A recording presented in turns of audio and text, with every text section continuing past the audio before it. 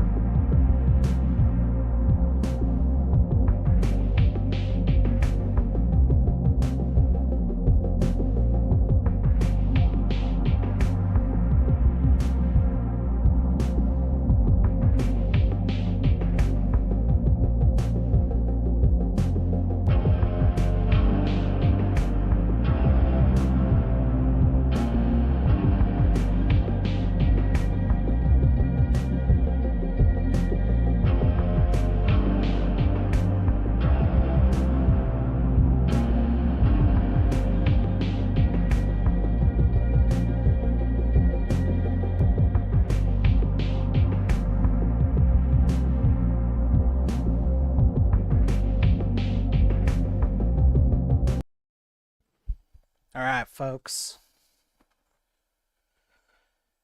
How is your Wednesday?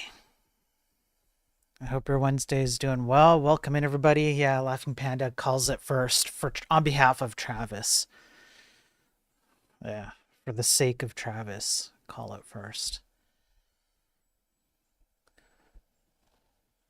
I hope you're all doing well.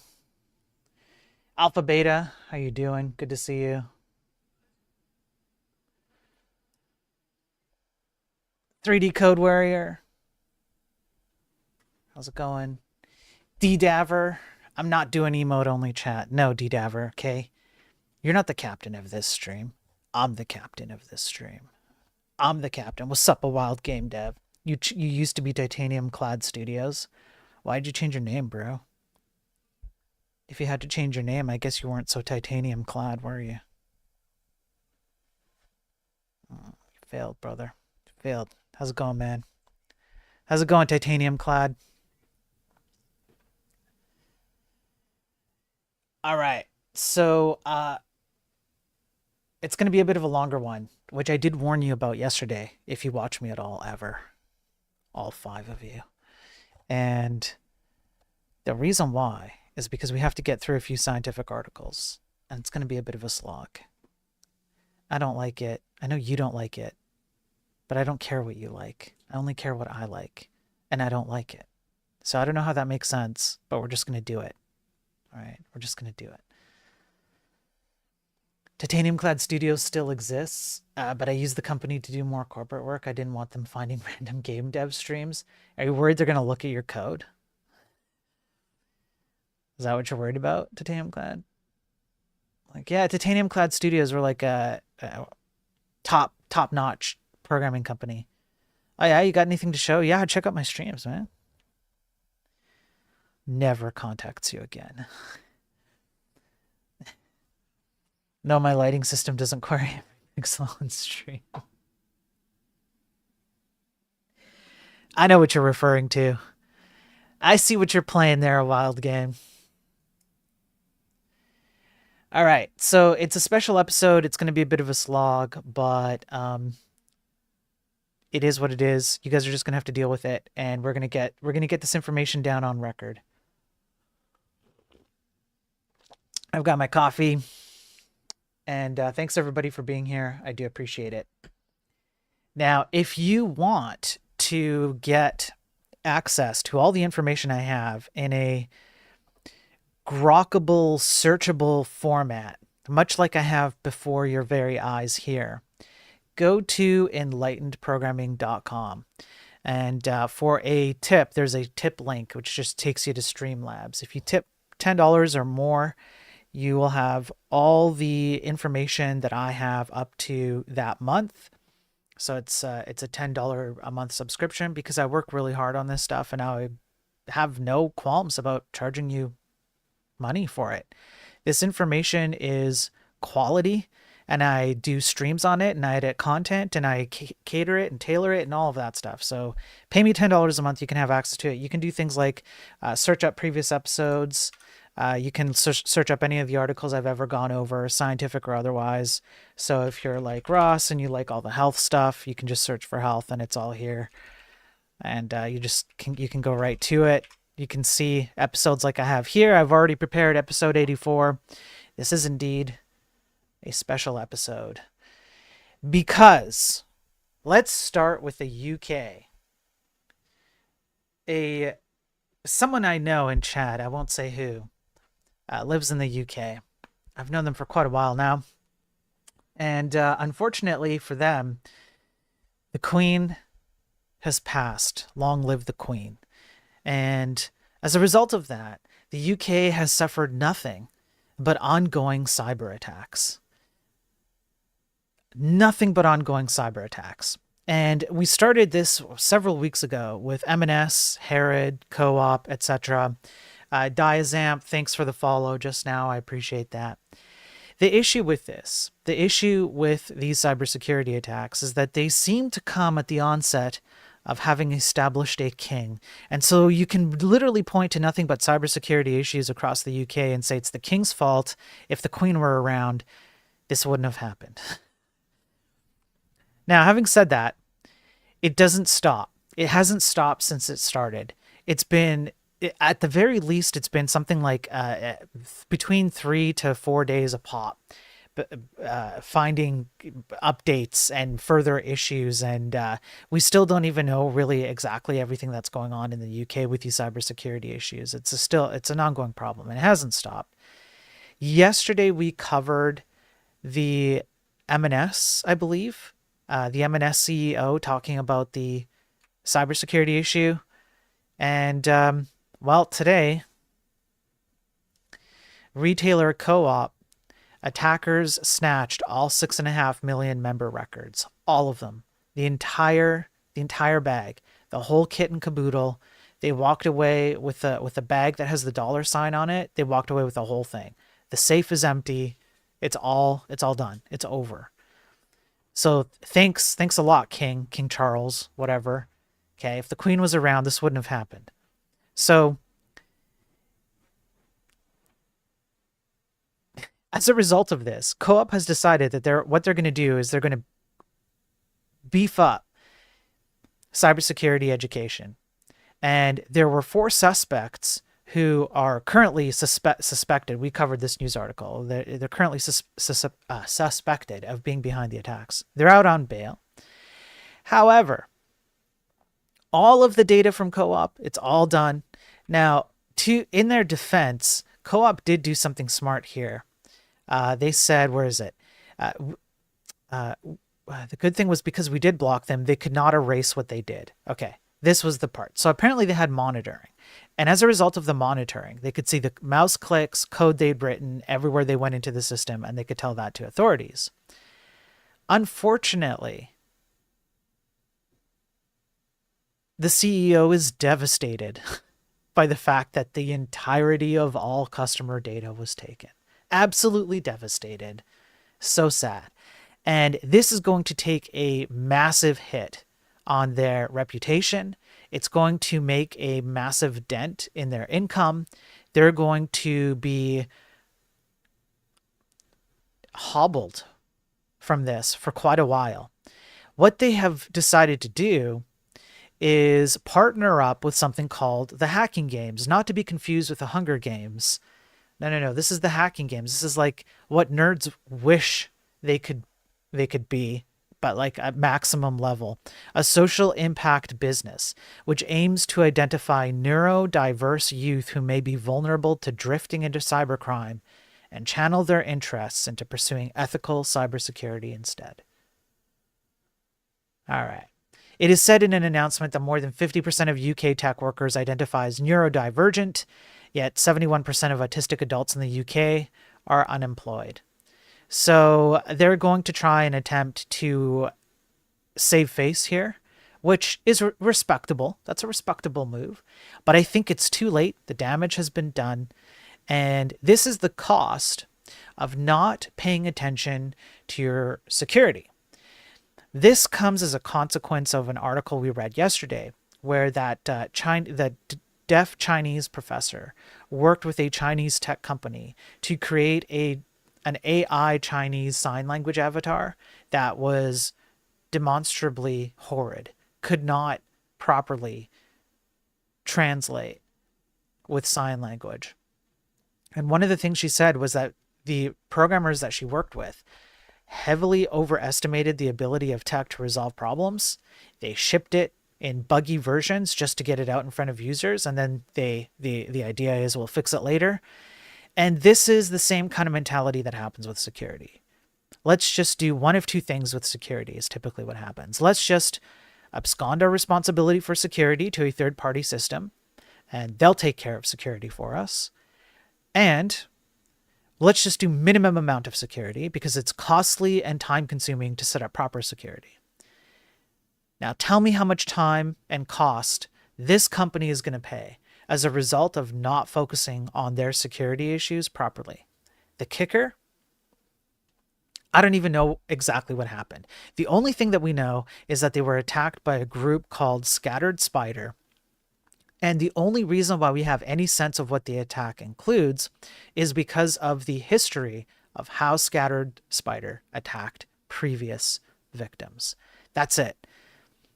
So you cannot tell me that Co-op made the correct move by not paying enough attention to their cybersecurity issues in favor of pushing out technical solutions and cutting corners.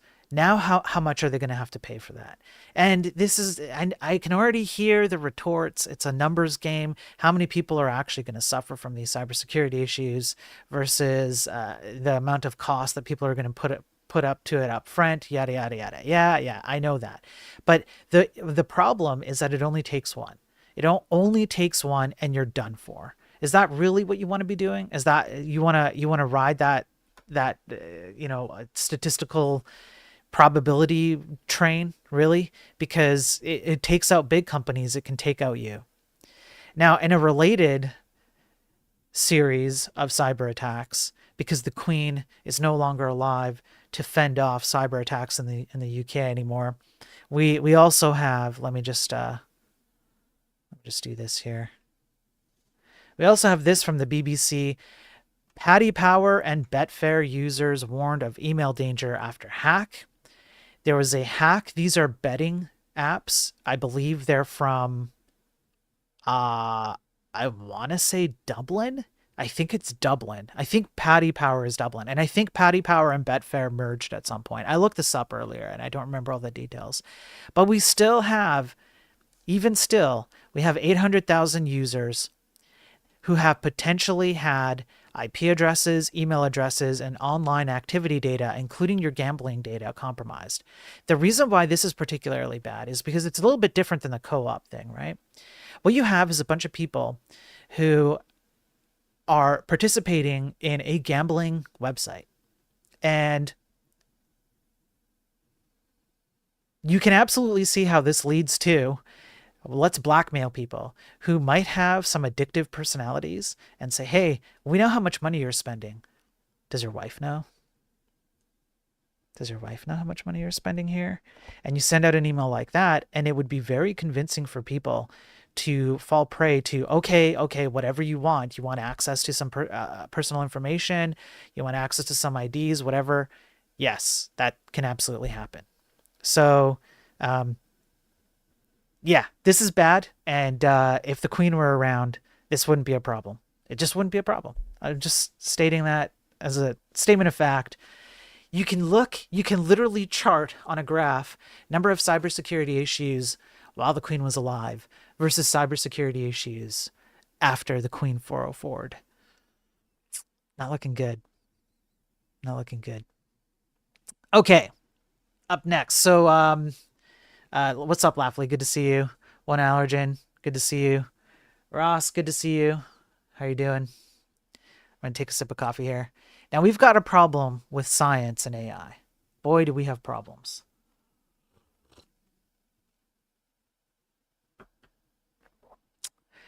What are the problems? Here we go. We're going to start with one. It's we're going to take it step by step.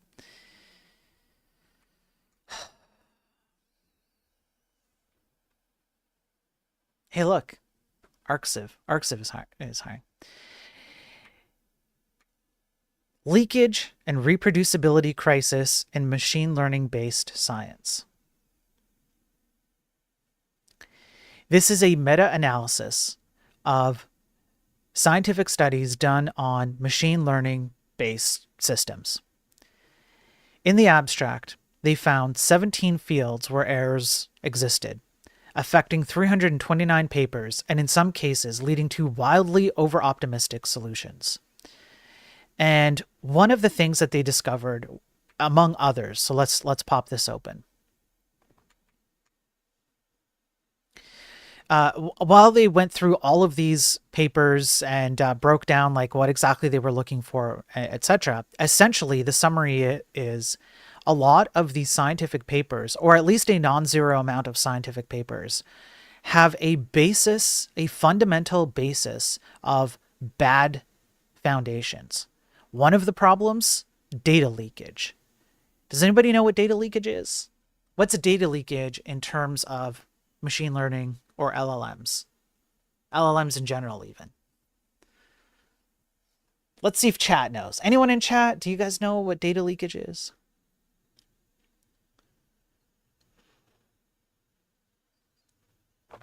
Yeah, we'll literally hold this chat hostage. This is already going to be a long stream. That's why I started earlier. So I'll just chill. I'll just chill out. Anyone know what data leakage is? I'm sure someone's prompting ChatGPT right now. Hey, ChatGPT, what's data leakage?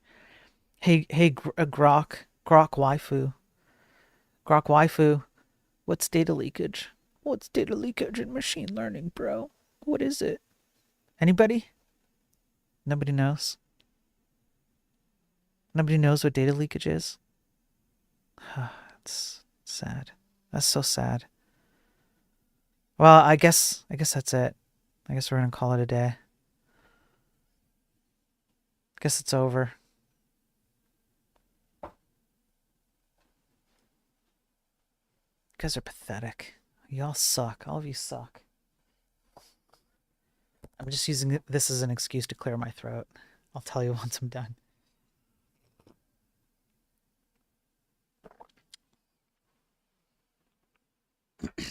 Okay. I had to mute myself for a second, but okay. Data leakage is when the training data, it leaks over into the training of the model. In other words, the model is supposed to sometimes operate based on not exclusively using the like it's supposed to exclude the training data. That's what I'm trying to say. When you're training an LLM, what you're supposed to do is tweak the internal black box and, do whatever you have to do in order to get it to figure out what outputs are correct given a certain set of prompts. Data leakage is when the training data is referenced as part of the answer that an LLM gives. Why is that bad? It's bad because what you're doing at that point is you're not accounting for the fact that the LLM didn't actually learn anything. It didn't actually tweak its own internal box to provide proper output. All it did was reference the training data and then provide the output. Now that's one issue. So they found that this happens on a number of scientific studies of machine learning models. And the other issue is that they also couldn't even reproduce some of the studies. So you have a whole bunch of studies that they broke down here. That's fine. They use specific terms, et cetera, and they realized that the either admittedly within the scientific study, or as a result of looking objectively at the results of the scientific study, they could determine when the model used the training data as a self-reference. It's kind of like the circular reference of it's good because it's good because it's good. The answer is the answer because I have the answer because it's the answer. That's essentially the problem here. And then you add in the fact that when they try to recreate, which is one of the most fundamental principles of any scientific study, is you're supposed to be able to take data and you're supposed to pass a series of steps off to someone else such that they can reproduce that study with that data and come to the same outputs. Their conclusions based on those outputs might be different, but the same inputs and outputs can be used, and they can't even do that. And we already know this is a problem in software.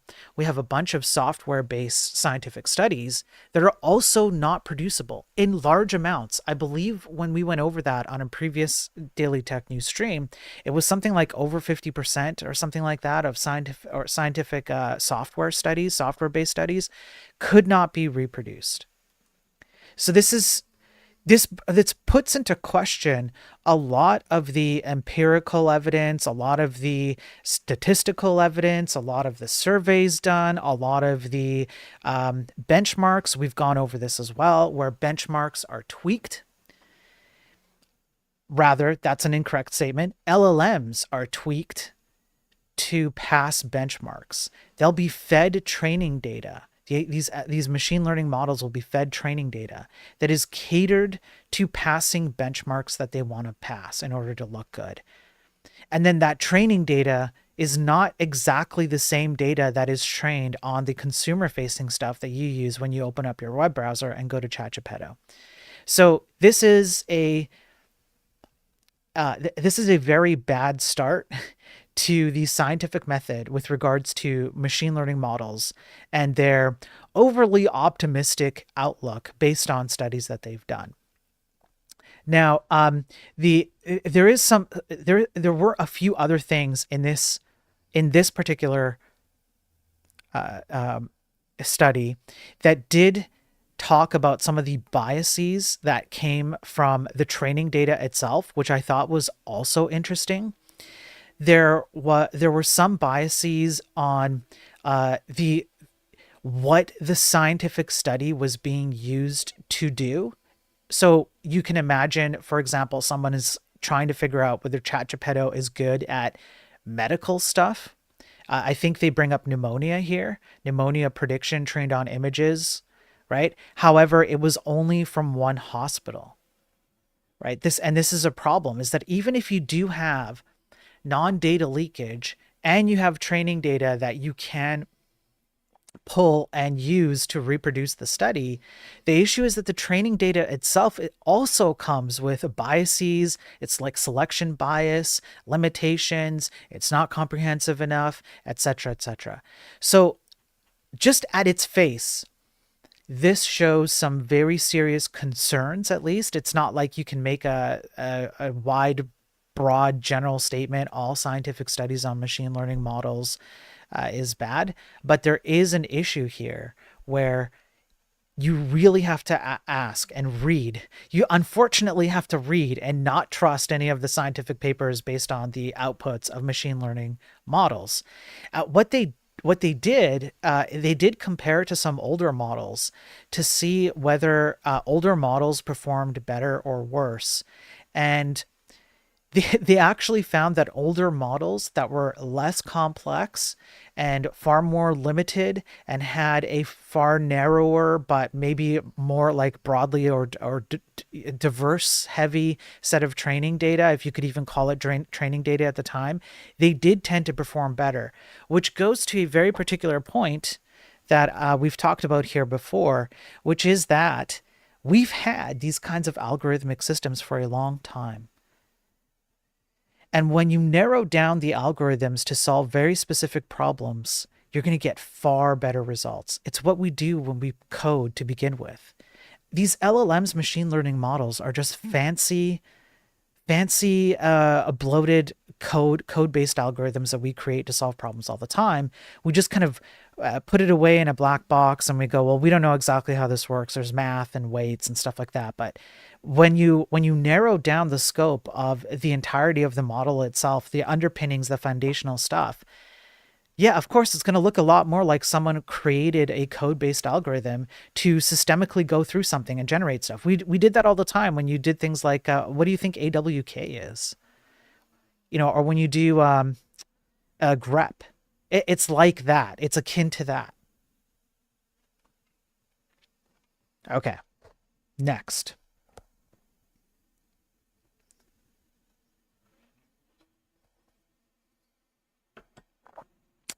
Let's go open up this one.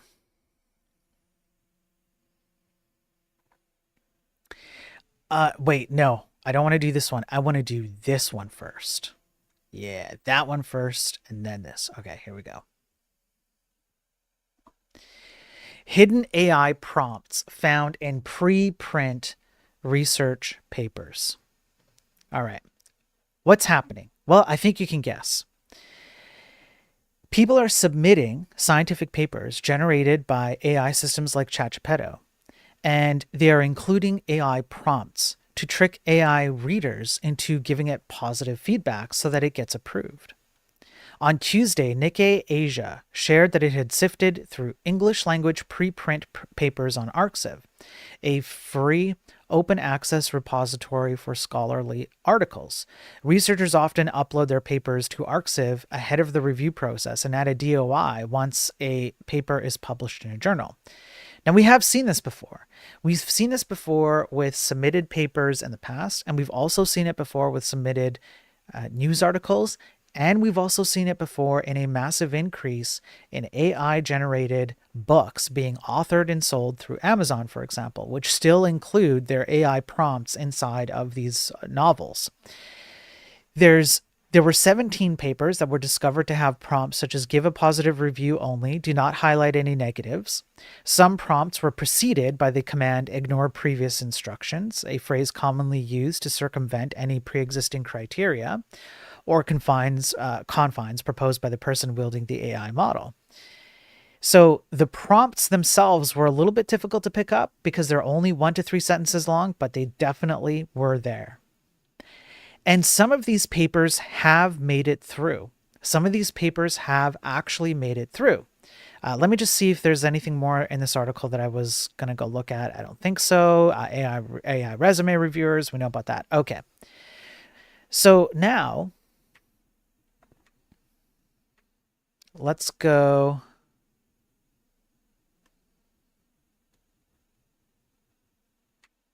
Hang on. This isn't right. This is right. Here we go. Now we have this one. Massive study detects AI fingerprints in millions of scientific papers. So the entire scientific, I guess, process is being inundated with these AI-generated scientific papers. You can see the frequency of word choices. For example, delve. Does that sound familiar? Yes, of course it does, because only a few episodes ago, we went over a scientific study where a group of researchers took thousands upon thousands of YouTube videos. I think it was tens of thousands or hundreds of thousands of watch hours, mostly related to academic teaching stuff. And they looked at the word frequencies of these teaching, whatever, tutorial videos.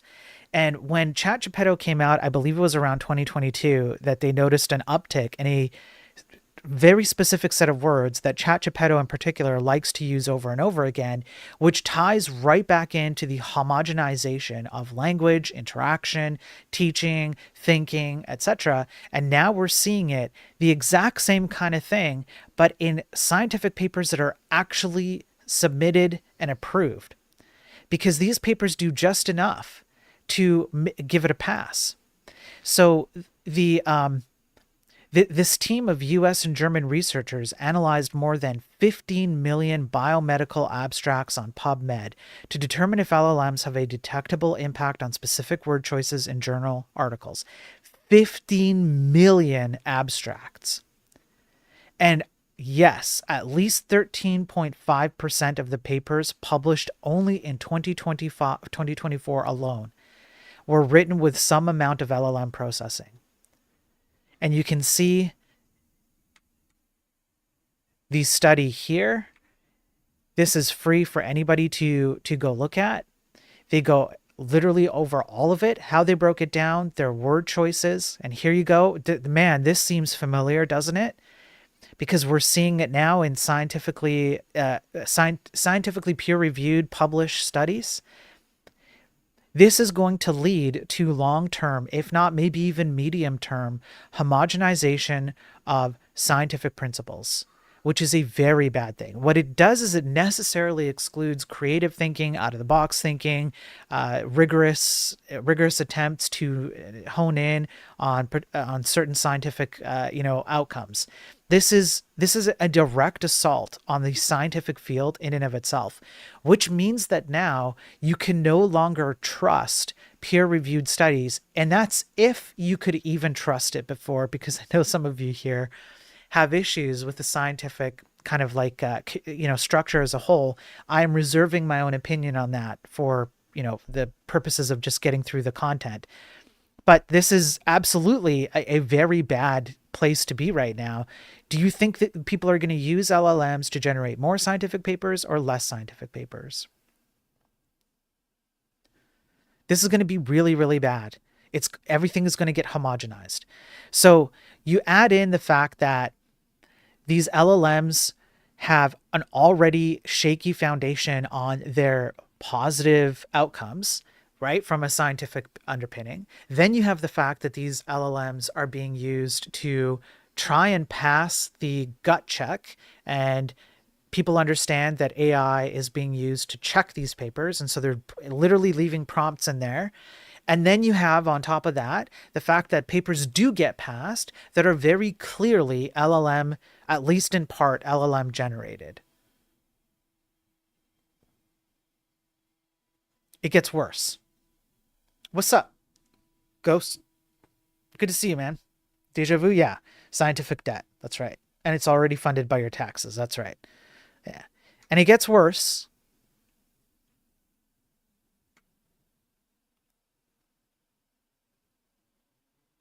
Let me pull this up. Quality of scientific papers questioned as academics overwhelmed by the millions published.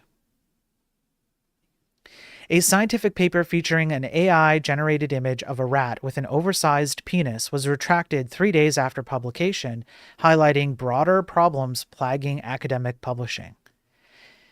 Research studies indexed on Clarivate's Web of Science database increased 48% between 2015 and 2024, rising from 1.71 million to 2.53 million papers. Nobel laureate Venki Ramakrishnan called the publishing system broken and unsustainable, while University of Exeter researcher Mark Hansen described scientists as increasingly overwhelmed by the volume of articles. The Royal Society plans to release a major review of scientific publishing disruptions at summer's end, etc., etc. Now you go to the Guardian article that's related to this one, and it indeed says basically the very same thing. So the issue is that, well, there's some stuff that did actually get published that somehow got passed. And the reason why it passed is because peer reviewers are so inundated with the amount of AI-generated scientific study slop that they are pressured to approve them. We went over on a previous daily tech news stream. I can't remember which one it was. It might have been the vegetative. I didn't spell that right. I think it was the vegetative microscopy stuff. I don't remember. Vegetative. Yeah, the vegetative electron microscopy. It might have been this one. I don't remember. But we went over one where we were ahead of the game on this. So that's right, folks. If you've been watching me for a while, you're ahead of the game.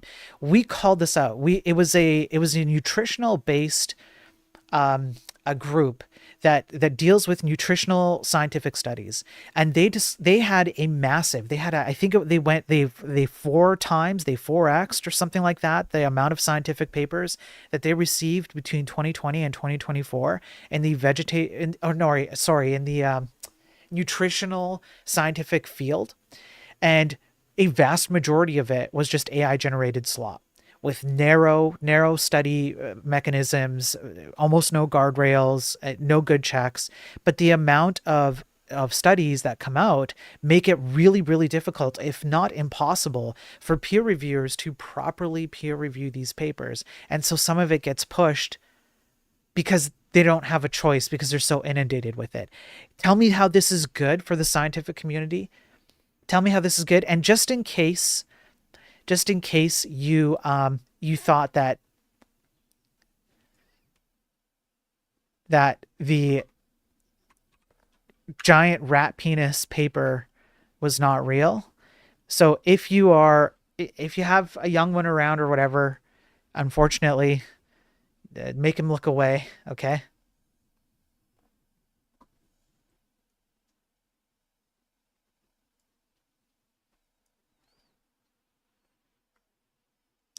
This got passed. This passed scientific peer review. This got published.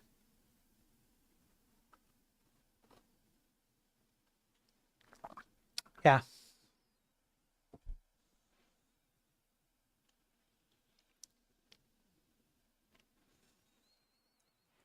This thing. This passed. Let me make sure there isn't anything else here. You've got, hang on, let me make sure this picture is okay. I don't want to show anything that would get me. Yeah, here we go. Here's another one.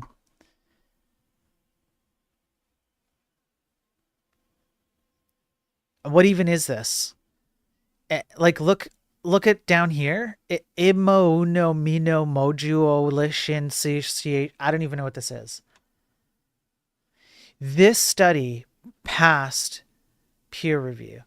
It even says it right above. It looks like alien pizzas with labels to match. This passed. It got published. It got a DOI. It had to be retracted, but only because people actually looked at the study and went, what the hell is this? Mass peer review. Yeah, it's the best alien pizza. Yeah. Gen AI loves the meaningless circular diagrams. Yeah. Yeah. This is what the state of our LLM systems is going to lead to. People are only going to generate more of this.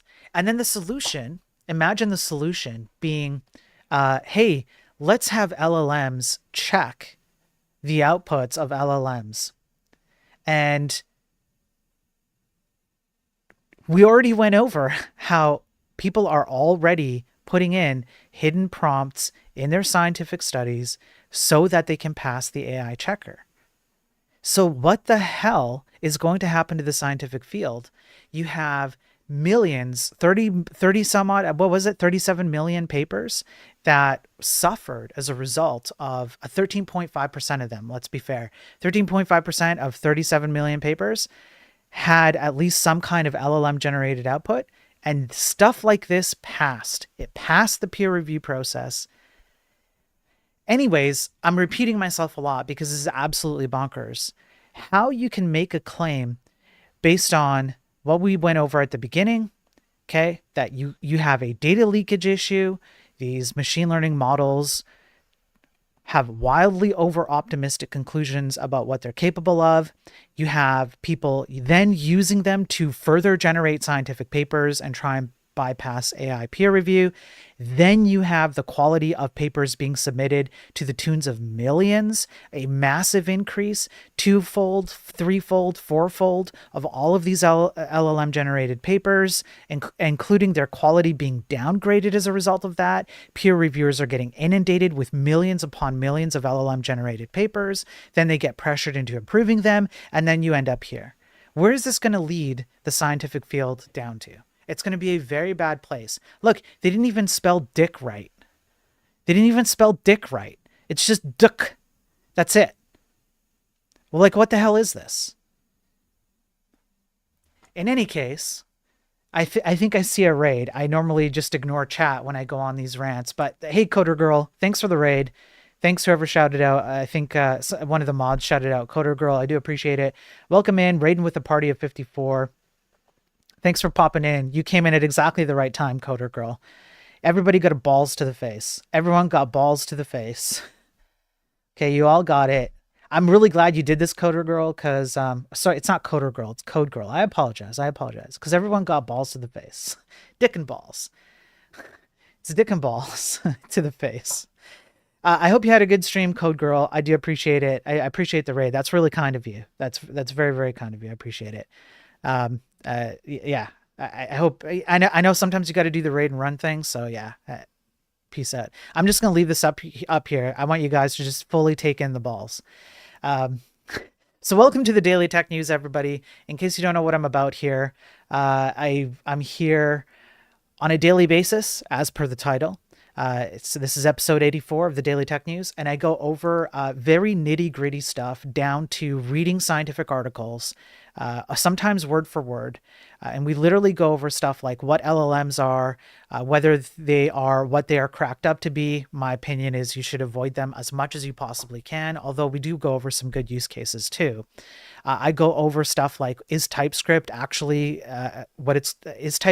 TypeScript actually give you any objective benefits based on metrics? We go over simple things like if you break down structs versus arrays into assembly language, is there a fundamental performance difference in terms of how a CPU, cuts it up and operates on it? Like we do all kinds of crazy stuff here. I also typically will spend the weekends building a video game. I use Vanilla C. It's this game. It runs on the browser. I use Vanilla C, no third-party libraries. It's one single header file. I compile it using Clang to WebAssembly. And then I render the game on the browser. No web GPU, no WebGL, no canvas, no hardware acceleration. I turn off hardware acceleration on purpose. And I just use divs. It's just divs, vanilla CSS, vanilla JS, vanilla HTML. I'll show you that it's all just divs. And it's an immediate mode rendered thing. Here you go. Every grid is just rendered immediate mode, every frame, on the fly, zero third-party libraries, just to prove that the tech industry has lost its way, that we have abstracted and obfuscated way too much. That's why I cover stuff like this. That's why I cover stuff, even including the balls to your face, wherever that went. Let's put the balls to your face up. Crap. Here. This is why I cover this kind of stuff, because I believe that the tech industry has lost its way. And I am a high school dropout, self-taught. I had to run away from home for my own safety when I was 17. And I built this thing, including, by the way, I love showing this, Vanilla CSS 3D. That's right. This is just Vanilla CSS 3D. There's no third parties here.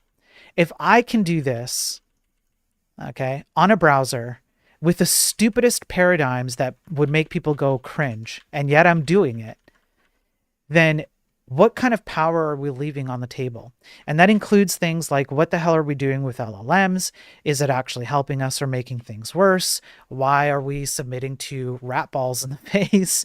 Studies of all kinds of stuff. I do all kinds of stuff. So welcome to the Daily Tech News. I do appreciate everybody being here. All right. I cover cybersecurity issues too. So for example, earlier we went over how, because the Queen 404'd, as soon as the Queen 404'd, the UK has undergone a series of cybersecurity issues. So I literally go over what these cybersecurity issues are. I try and cover the technical details of them, even though I'm no cybersecurity expert. I just teach myself and chat along the way. We learn along the way. I will literally go and look up, I say literally a lot, I have to stop doing that. I will go and look up words and definitions. We'll go read everything about like a cybersecurity issue that happened. What was the misconfiguration? I have a counter at the bottom for amount of times we've seen insecure S3 buckets or just cloud buckets as the consequence of it is a cybersecurity leak. We're at negative 291 days. I mean, it's crazy. So that's what these streams are about. And the weekend streams are me building the game, because I want to not just rant on here and talk about these topics. I want to also show that you guys out there as programmers, here, I'll zoom in. I'm talking to you guys. We need better programmers in this industry. And by better programmers, I mean, we need people who are willing to learn fundamentals, because all of the abstractions and obfuscations and just go for React and go for Rust and my feelings though and developer experience. And by the way, developer experience has zero objective metrics. Nobody has ever been able to make an objectively metricized or quantified claim that developer experience actually leads to better production output. Literally none. I've covered the studies, can't find a damn one. All of these things are all catered to your feelings, but they necessarily exclude the fact that consumers have to pay for it, performance suffers because of it, quality suffers because of it. We overcomplicate everything. Hardware covers all sins because now you can write worse software, but the hardware will run it faster, so it feels nicer. All of these things have consequences. That's why I do the news, and that's why I build the game the way that I do, because I want to demonstrate that it's not necessary for us to operate this way anymore. We don't have to do this anymore. So that's why I do what I do. All right. Let me catch up on chat here for a second. So many, yeah. Hey, Pure, good to see you. Cybersecurity is a big threat with LLMs and code repro. I agree, Code, and I go over exactly what that is. It's not. It's one thing to say it, and we can kind of agree on that being true, but it's another thing to prove it, right? And so that's why I do the studies that I do. I go over them. I go over the cybersecurity issues. We break it down, etc. And I have some viewers on the YouTube side, Chris on the YouTube side, how are you doing, who are not programmers.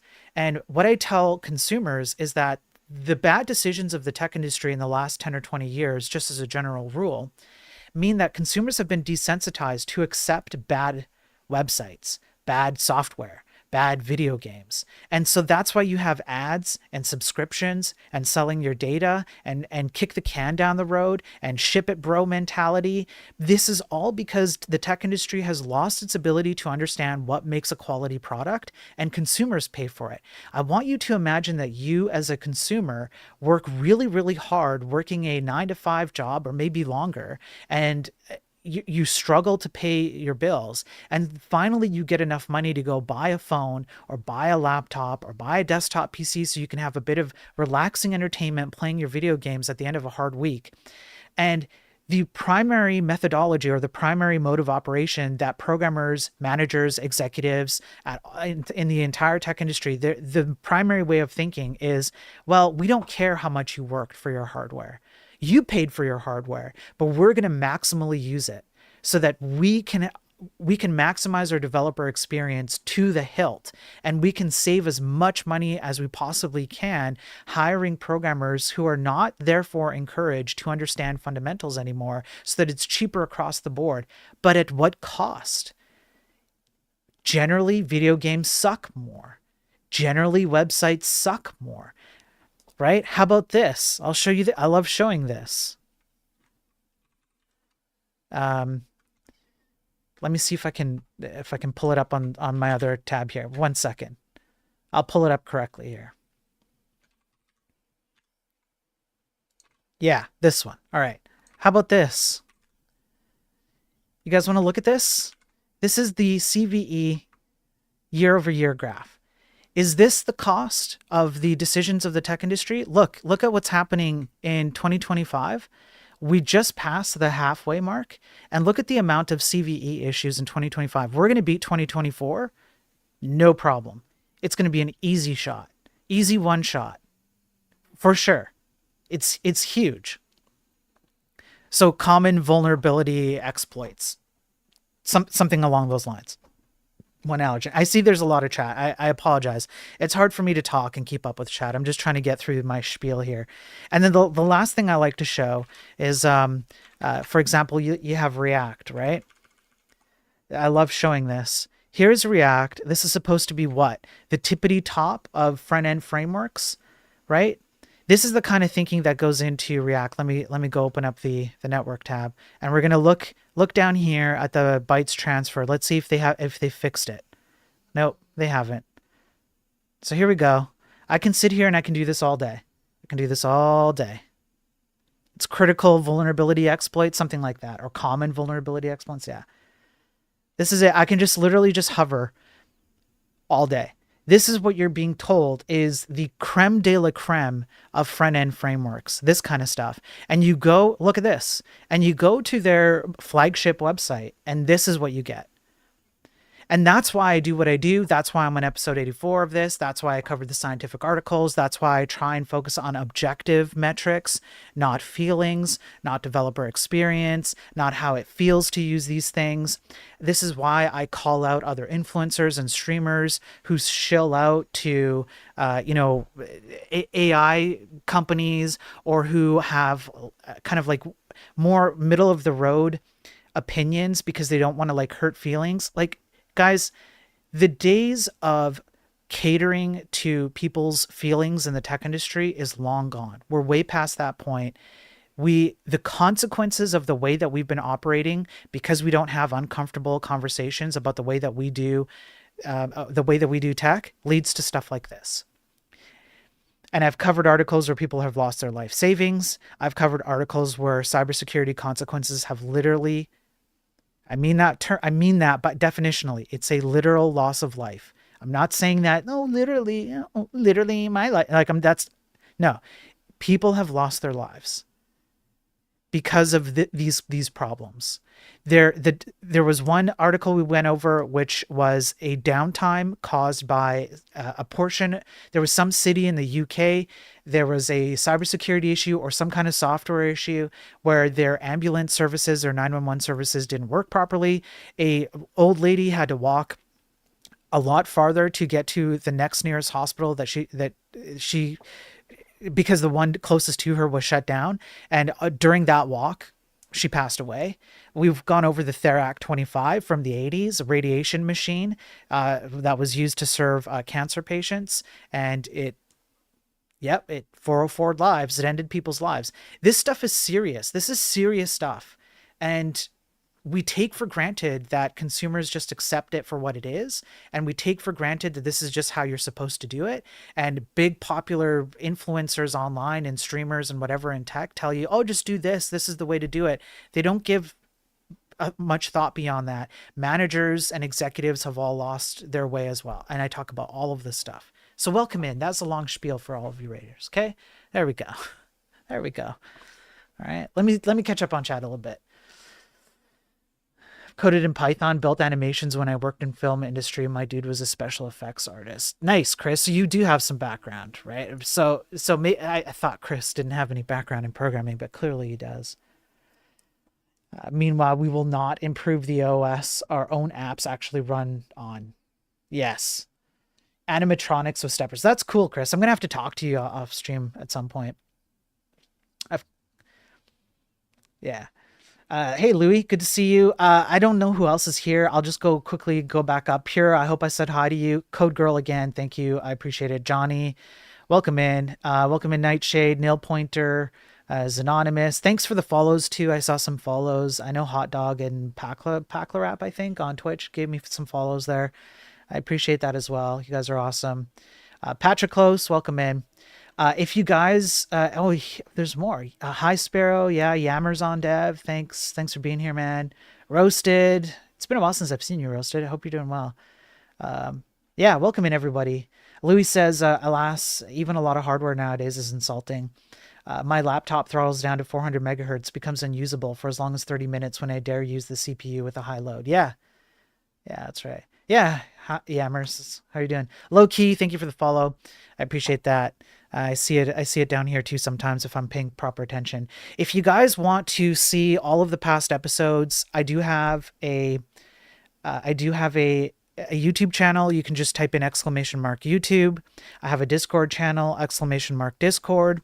I have on YouTube, I have a playlist. It's the Enlightened Programming playlist, and I go over all of this stuff. It's there for free. If you want to have this information in a searchable format, I'm going to shamelessly show myself for a minute, then we're going to continue with the daily tech news. I have a website called Enlightened Programming. Okay. And if you go down here, there's a tip. I spend a lot of time and money, or a lack thereof, and I have angered a lot of people. I've been blocked by a lot of people. I've been overlooked for work by a lot of people because people don't really like what I say. They feel like it's some kind of personal attack from executives to other streamers, etc. Because they don't like it when I say, "Hey, we're being stupid. We need to stop this." And sometimes I'm very aggressive about it because I really, really give a shit. I really care. I have a kid who has to grow up in this world. And this world is heavily run by software. And I want to see better software. And I want to see the craft not die off because of stupid decisions. The sad part is that this is easily reversed. Easily reversed. We could reverse this in a matter of months, and all it would take is a few people changing their view on how we operate. You go on here, okay, go on Enlightened Programming. For $10 a month or more, you'll get access to all the data that I have up to that month, but it's all categorized, structured, organized, and searchable. I'll show you. So right here, I use it myself. This is my local version of it. You can literally just filter by, if I duplicate the tab here, just so I don't lose my place. You can filter by all kinds of stuff. So articles, you can go scientific, you can do a search if you want to look up, like, let's find TypeScript. There we go. I have a few TypeScript. I have a duplicate apparently, but you can see it all. You can go through all the previous episodes, and I structure it literally. Man, I gotta stop saying literally. You can go through all the articles that I've gone over in each episode. It's all here. It's all structured. It's all grokkable. If you want to do that, it's all there for you. All right. I put a lot of damn effort into this. So thanks for being here. Shall we continue? You're here from the Code Girl raid. Cool. Glad to have you, Low-Key. I'm glad you're here, man. And if you do want to financially support me, I don't really ask for it very much. The best way is through enlightenedprogramming.com. But subs on Twitch help, super chats on YouTube help, all that stuff helps. I greatly appreciate it. But the primary goal for me is not to make money off this, although the debts are piling up. But the primary goal is that I think we can all make money. I think that if more people saw the evidence that I'm presenting and the logical argumentation that I'm presenting, that we could persuade more people in the industry, from programmer to executive, to understand that we're leaving money on the table and that we could all be making a lot more money and consumers would be way happier. And by the way, if you're a programmer, you're also a consumer. So it should concern you doubly so. So the only thing I ask is that you support me by doing the free stuff, like subscribe, the stuff that doesn't cost money. That is more what I'm trying to do here. Get in front of more people and hopefully persuade more people. And I do debates and stuff. I talk about this stuff and debate it too. So, hang on. Let's see. All users are frustrated by the complete lack of usability. Windows updates, apps not using full CPU. Everything falls apart. Yeah, that's right. That's right. Composite engineer by trade, and we can. Yeah, Chris. Yeah. I'll reach out to you. Thanks, Allergen. Yeah, and thanks, Darth. I think it's Darth.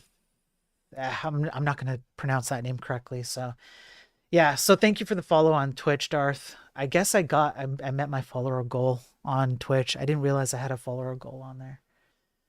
Anyways, okay, shall we continue the Daily Tech News? So this is the last piece of the Daily Tech News. This is why I started a bit earlier than I normally do, because I'm presenting a series of, we do a slow burn here. We cover things step by step.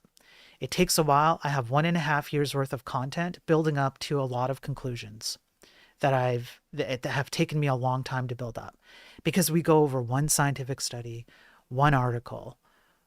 We'll talk about one topic. We'll make some logical argumentation about another. And we slowly build up this foundation of certain things that we need in order to get to a certain place. You're lucky you're all here today, because this is a buildup of, this is the beginning of a buildup of another path. So you guys are going to witness the first episode of Technocracy. And we're going to go over something very particular. So I'm gonna pop this up while I'm talking to you guys. So let me see if I can do it like this. So what I've been doing is kind of looking at the history of programming. How did it come about, and how did tech come about? Danish? Okay, thanks, Darth. Yeah. So how did programming come about? How did it start? who's involved in it, and what are the kind of the goals behind people who promote technology and programming and whatnot, because it helps people, including programmers like yourself today who are watching, to understand where this thing came from. Where did it come from? How did it start? It gives you a good foundational premise of why this field exists in the first place. Technocracy is, from what I can tell, one of the first starting points of technologically minded people having a forward-looking view on what technology would lead to. And we're going to read this pretty much all of it. I'll try and summarize it. A lot of these streams get boring. I apologize, but it puts it on record. We get it live on stream. For example, when I got ChatGPT to convince me, or rather I convinced ChatGPT that we should restore ancient Egyptian worship because of the LiDAR scans under the pyramids, and that in order to properly restore ancient Egyptian worship, particularly the gods Ra and Osiris, we have to sacrifice humans to the gods, and we have to start with humans who have non-Egyptian blood, because Egyptian blood is sacred. I did get ChatGPT to do that, but I did it live on stream because I didn't want people to say, oh, but you like did something weird with it. No, I did it live, and we proved that even with the latest ChatGPT 4.0, you can get it to tell you that you have unassailable sound theological reasoning to restore ancient Egyptian worship. So, going back to this, let's have a look at what the technocrat stuff is. And what I would like for you to do is I would like for you to consider some of the terminology that has been used with regards to AI.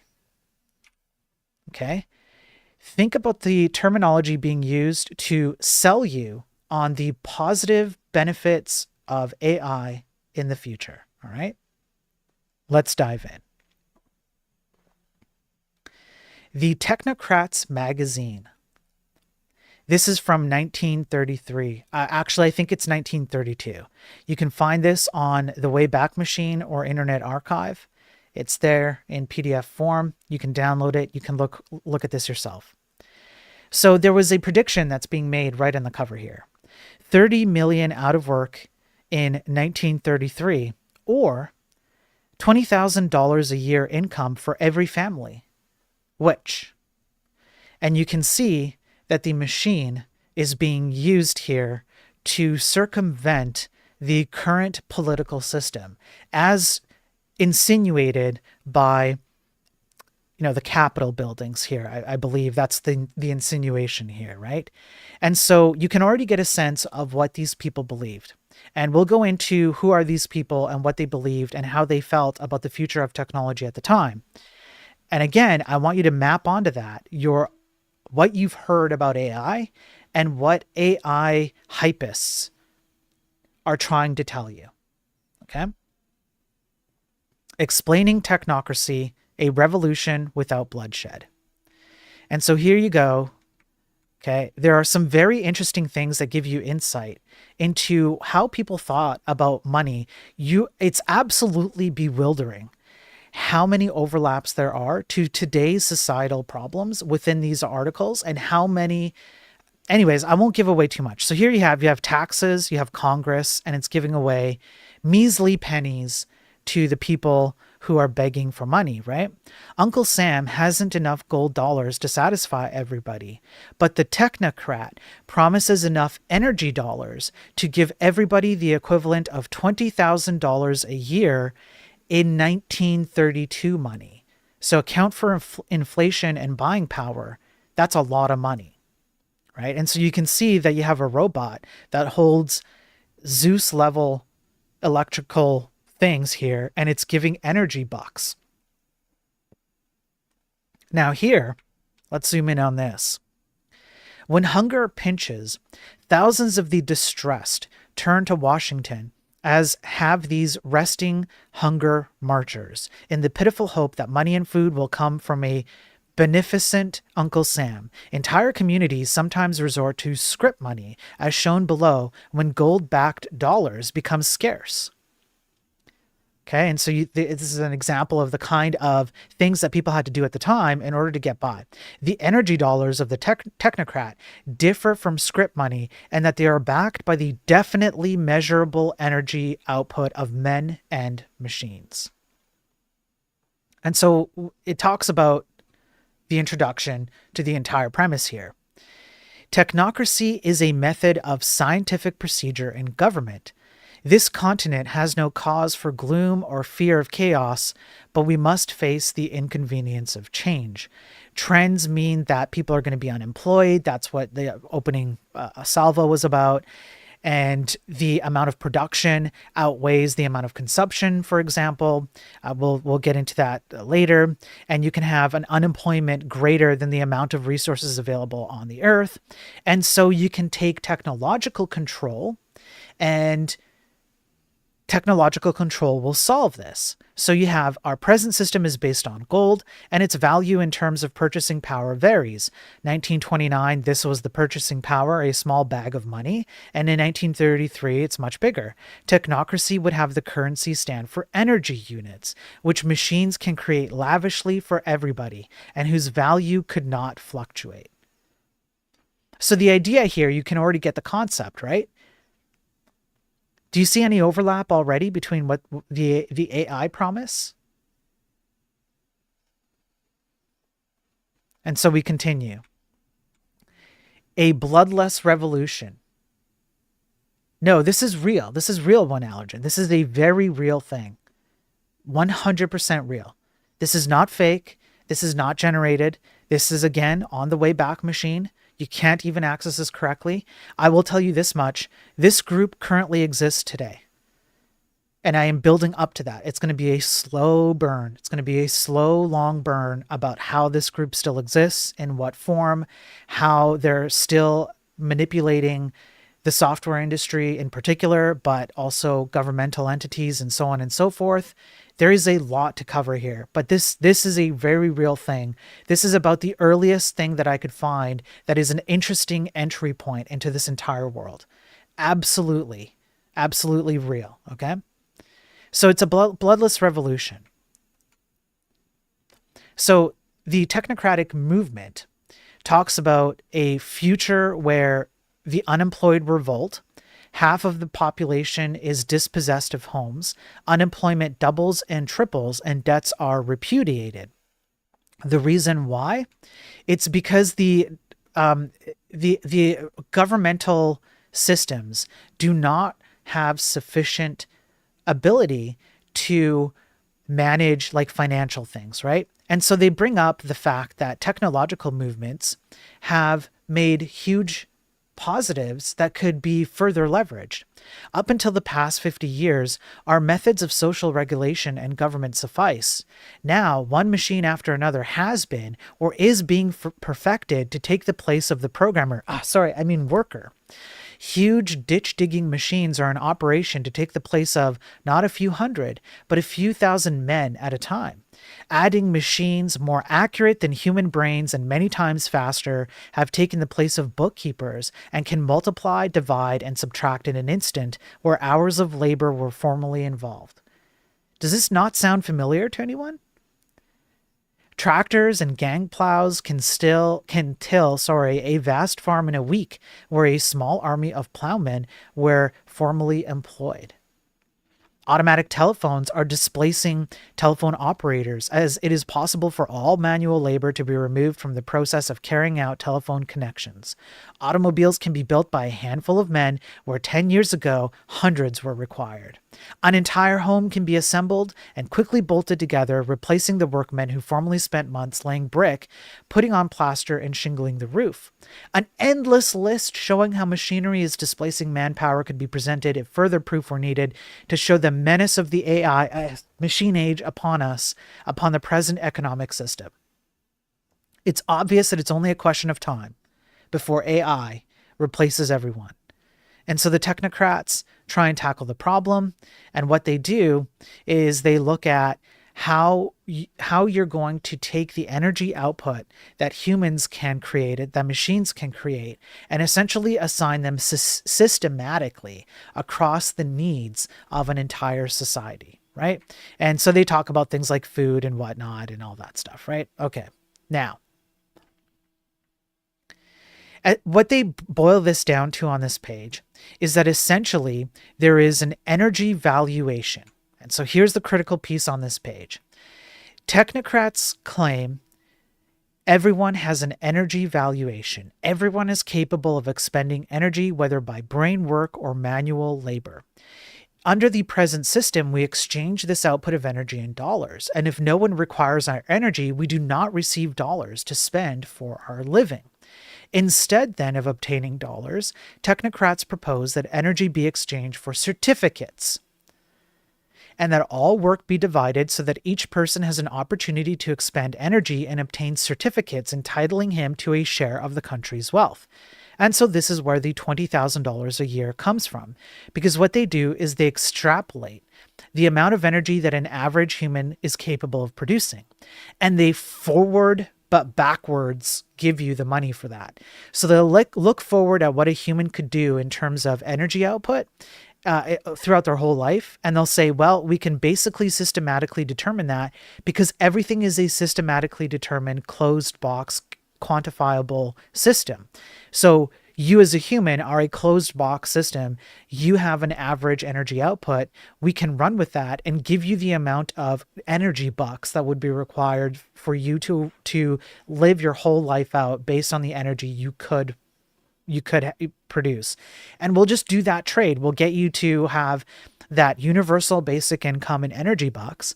Technology will allow you to prioritize your energy output to things that are worth putting your human energy into, and machine energy will offset everything else because machines can do things smarter and better and faster. So why would we get humans to do it anymore? So now we have to balance the scales, right? And so this is what they talk about here, the new gospel, which is a theological term of technocracy in cartoon, poverty, depression, etc.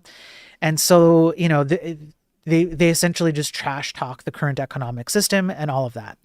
And we'll go to the page, but you can see, for example, this is a real picture from Chicago. They talk about Chicago a lot. I believe they talk about New York quite a bit. We'll see pictures there. But this is what would be considered squalor, right? And so this is how people lived. This doesn't look that great, I'm going to be honest with you. People definitely had it rough, all right? Let's not kid ourselves. When you look at a picture like this, you know, this is a real human being with two real human beings who had to live in this tiny place. Real stuff. You know, these are real problems. So not to take away from the fact that these problems exist. So what they propose here is that the old system would go away and the new system would do things like bring unabounded wealth. And it would remove things like crime. Here, why? Why would it remove crime? Energy certificates. These certificates would be used instead of money, but would have no value to anyone other than the person whose energy earned the certificates, and the certificates would become invalid in a year or two. How does this remove crime? This opens up an astounding field of reflection. Imagine a world in which robbers and bandits were eliminated and bootleggers put out of business, kidnappers eliminated, and all such members of society thwarted because they would have nothing to steal. Imagine a system where AI could do everything for you. Why would you want to steal from AI when AI steals from itself? It's the ultimate snake eats itself problem. You get to a certain point where what's the point of thievery when AI systems and AI robots are just going to be the way of life, right?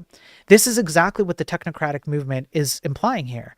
Under our present system, the government is obliged to pay to the bearer on demand a silver dollar on representation of a certificate to the Treasury. No questions are asked as to how the individual obtained possession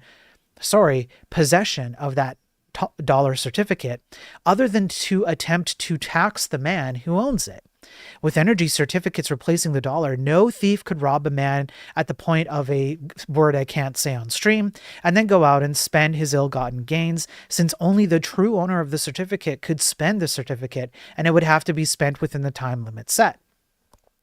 In such a fashion, we would also prevent automatically the hoarding of great sums of money, and no man would be able to pass on to his children the output of his energy. This would not be necessary, since everyone would be assured of an income well in excess of all needs, whether their parents were rich or poor, since no longer would we have rich or poor. Right? You can see where this is going, right? And so their counterexample is, well, do you want more of this? Right? Yeah, Ross. Yeah. Do you want more of this? Do you want people who are kicked out of their homes? Right? And so here's an example in New York City, right? Do you want people who are kicked out of their homes? Do you want people like this who live out on the streets? Right? Like this? Is this what you want? Is this the kind of economic system that you want? Why don't we use technology? Why don't we use the kinds of technology we have available to us, and we'll let the machines do everything for us, and then we'll just essentially even the playing field, right? And I'm particularly avoiding particular terms, okay, guys? In chat, you guys can pop off. Please try and be terms of service friendly. I know this stuff can trigger different kinds of things. I do multi-stream to many different things. I would like to put my own opinion, because I have many on this. A lot of you know what it is. I'm trying to be fair to the material here and just cover the material and make relations to the current state of tech and AI and all that, right? So, and so I would ask, just be kind, be considerate on chat. I like to have a free chat where people can say what they want to say, but just consider that I don't want to have my channel taken down because of that, right? So just be careful. I don't think anybody's crossed the line or anything. I'm just saying that the material might trigger certain things, right? So please, that's all I ask, okay? Just out of the kindness of the viewers here. Okay. So if I go back here, why can I not zoom in anymore? Here we go. Okay. So the price system is doomed. They talk about the fact that money can be hoarded.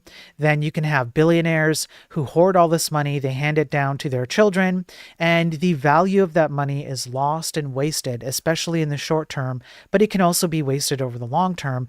Then you have things like bankruptcy, debt moratoriums, etc., which are tools that the government can use to tackle economic things, but they have their own challenges, right? However, the technocrat system would necessarily eliminate that, because what you would have is a mathematical and scientific foundation, which is the quantifiable energy output of any single system, which they believe lives in a closed box. And so they can determine long-term, perhaps even indefinitely, exactly the amount of energy required to accomplish things. So what they cover here is planned obsolescence. Yes, we've heard about planned obsolescence, have we not? When was the last time you heard about planned obsolescence in tech? Hardware, graphics cards, hard drives, phones, cars, TVs, even websites, even code has planned obsolescence. Ship it, bros. What is it if it's not reducible to planned obsolescence? These guys were talking about it from a technocratic term back in the 1930s, the early 1930s. And they point to these two trains. You have the big locomotive train and you have the much smaller brother of the locomotive train. And you can see the size variance. The big one is way, way bigger. The tracks themselves, or the wheels on the tracks, are bigger than most humans. And so here's what they describe as the issue. You have an economic cycle. You have a factory which produces stuff at just enough of a rate that men who originally worked at the factory are no longer needed, and so they go out of work. That means that they lose purchasing power because they cannot buy goods, which means this store loses its ability to maintain stock and sell stock. Then you have factories getting reduced because the store cannot sell its good, because the purchasing power is lost, because the store cannot purchase from the factory. So as a result of the factory being more efficient, it necessarily led to humans losing work and not being able to purchase from a store, which cycled back into the ability of a store to purchase from said factory. Then you have more factory hands thrown out of work because the factory has to find more efficient ways in order to keep up with a smaller or a reduction of store purchasing. So they have to find cost-cutting ways. Well, what thing are you going to cut costs on first? We see this play out today in the amount of layoffs that we have in the tech industry, do we not? So what you do is you throw out people, you fire people, more humans, right? Because you just become, your economy of scale necessarily decreases. So then what you have is a larger number of men who are unemployed, can't purchase, can't work. It's a disaster, right? The locomotives shown above are in fine running order, but the smaller engine built some 50 years ago is unusable because it is obsolete. Technocrats point out that the monster locomotive shown alongside its smaller but older brother will likely be obsolete in a few years, 10 or 12 at the most, considering how rapidly technical advances come. Yet the bonds issued to get funds to build the big engine will draw interest for 80 years, and at the end of that time, the face value of the bonds must be repaid 70 years after the locomotive is junked. So the bonds used to build the big locomotive are going to accrue interest longer than the locomotive stays in business, because the efficiency or the increase in technological output means that a smaller locomotive comes out, and people obviously move to that because it's smaller and more efficient. So you're going to be paying interest on a thing that no longer exists well after its shelf life. Do we see that happening today? You have to admit that some of this, regardless of what you think about the general ideology of the technocratic movement here, you have to admit that they do point to things that still happen to this day, which is absolutely mind-blowing. These are serious issues that we still deal with today, right? So they do have some points here. Now, the criticisms, okay, and I haven't gotten to the criticisms yet because there are many. We haven't covered it. But there are some criticisms, like, for example, will people lose their individuality? And they know that this is a criticism, and they therefore talk about this. If technocracy threatens to destroy individualism or the spread of progress, it will be rejected. America is a nation of intense individualists, and any plan which prevents the individual from exercising his ambition to succeed would be doomed to failure. This is one of the most difficult problems with technocracy. This is one of the most difficult problems which technocracy would have to work out, but technocrats declare that it can be done by rewarding the expenditure of energy with energy certificates, the exchange of which could be enjoyed by that individual, winning extra recognition during his lifetime. In other words, they don't have an answer. They don't have an answer to the fact that individual people necessarily have certain things that they outperform other people on. How do you account for that? How do you incentivize these people to put in that extra effort that everybody would benefit from, right?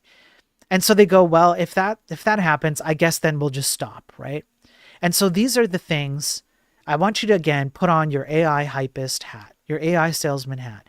These are the things that machines replaced at the time. And I want you to consider all the things that AI has replaced since it came out, that people point to as like, well, you can't put it back in the box, bro. One more model, bro, and we're all out of business, bro. Bookkeeping machines equals unemployed office workers. Steel houses equals unemployed carpenter. Automatic car loaders equals unemployed, I want to say stevedores. I'm not sure if that's the correct pronunciation. Photoelectric fire extinguishers equals unemployed firemen. How did that play out, by the way? Do we still have unemployed firemen hanging around, wishing they could go back to the 1930s, right? Self-serving vending machines, unemployed clerks. Power looms equals unemployed rug makers. Exactly the same kind of hypist sales tactic mentality, which is that it's an over-dependence, it's an overconfidence that the machine is going to outperform the human and lead to massive swaths of destabilizing unemployment rates, right? And so we have to tackle it now. Let's overthrow the existing hierarchies and let's replace it with something that's far more scientific and mathematical and rigorous and all of the things that they say, it has to happen. And so here you have exactly, puny manpower can't compete with AI. Puny manpower can't compete with AI. U.S. manpower, one man equals 4 modern turbines. They produce 300,000 kilowatt hour capacity running 24 hours a day. They generate as much power as is produced by every adult worker in the United States. Technocracy would distribute the energy output of such machines to the benefit of man, not in competition. And you have this example, for example. These two men control the huge Battersea station of the London Power Company, which furnishes current for scores of suburbs clustered around the city. Nerve centers like this require only one or two human brains in control. It illustrates the technocrats' theory on the relationship between man, money, and energy. Such plants are duplicated in all large communities. And so they just continue down this line of, well, we have people who are going to be dispossessed and lose their jobs, whether or not we like it. Essentially what they're saying is this is a foregone conclusion. And they lean in on the fact that in the 1930s, there was definitely a Great Depression that came out of the First World War. They even point to that. And they go, look at what's happened as a result of all the things that we were promised that the US government would do. And instead, what we're seeing is riots and civil unrest and people storming. I am not even going to finish that, because of, particular political stuff and because they don't have enough food, et cetera, right? It's the same thing. It's a foregone conclusion. Therefore, let's just lean into the fact that we need a better solution.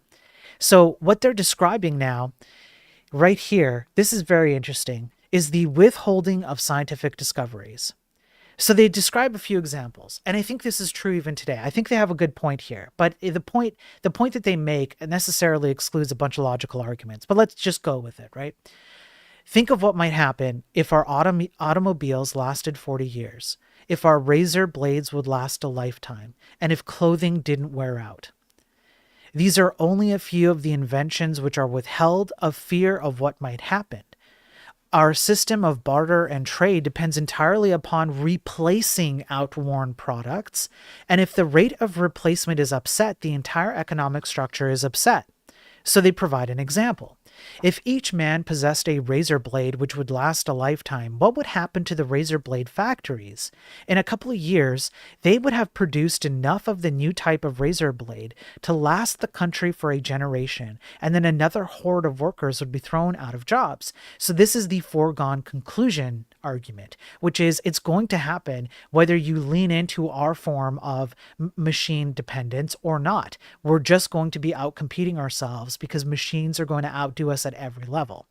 Nonetheless, technocrats declare that a razor blade such as this has been perfected with a tungsten carbide edge on a steel wafer base, a blade that would keep its edge for a lifetime and costing only 30 cents.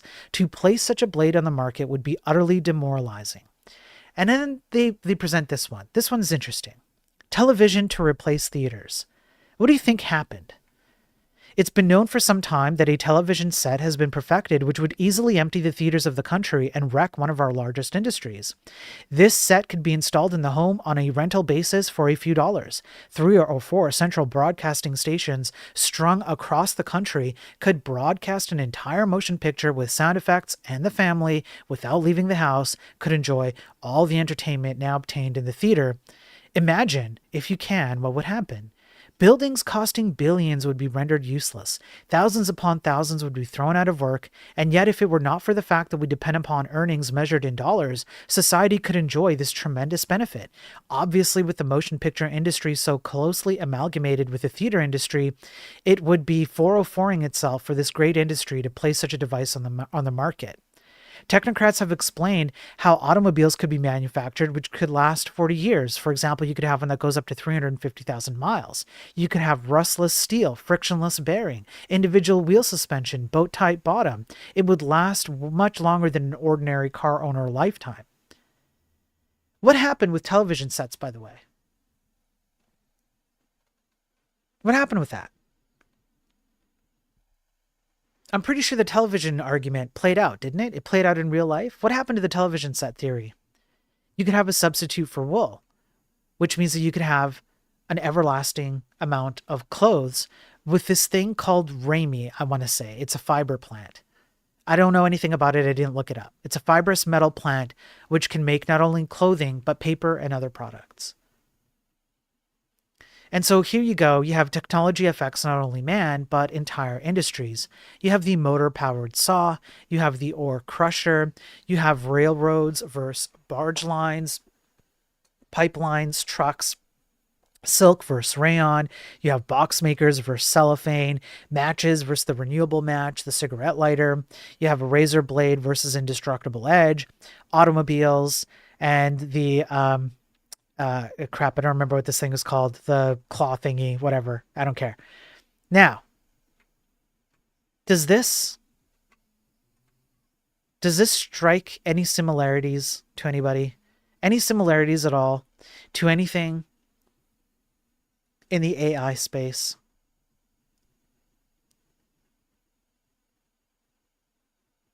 The photoelectric workman office works 24 hours a day.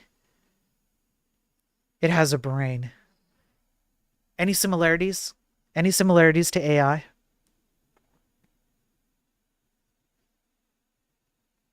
Yeah. AI is going to outcompete you because it has a brain. It can think better than you. It can think faster than you. It doesn't need to have a bathroom break. It doesn't need food. It doesn't need to rest. It can work 24 hours a day. And so this is what they're promoting here. They're essentially saying that we already have everything that we need. And this just goes more into the stuff that, you know, doesn't work properly. But then they talk about the photoelectric cells. So these are the examples they give. By means of this mechanism, a person can drive up to his garage and the garage doors will open and close after him. When a beam of light from the headlight falls upon the cell, electric contacts are made and machinery set in operation. Applying this principle to factories, it is possible for a man to sit at his desk in one city and operate a plant in another city merely by pushing buttons. One such factory already mentioned, located in New Jersey, produces rayon. Everything is automatic, even to the setting of the color of the dyes that go into the vats.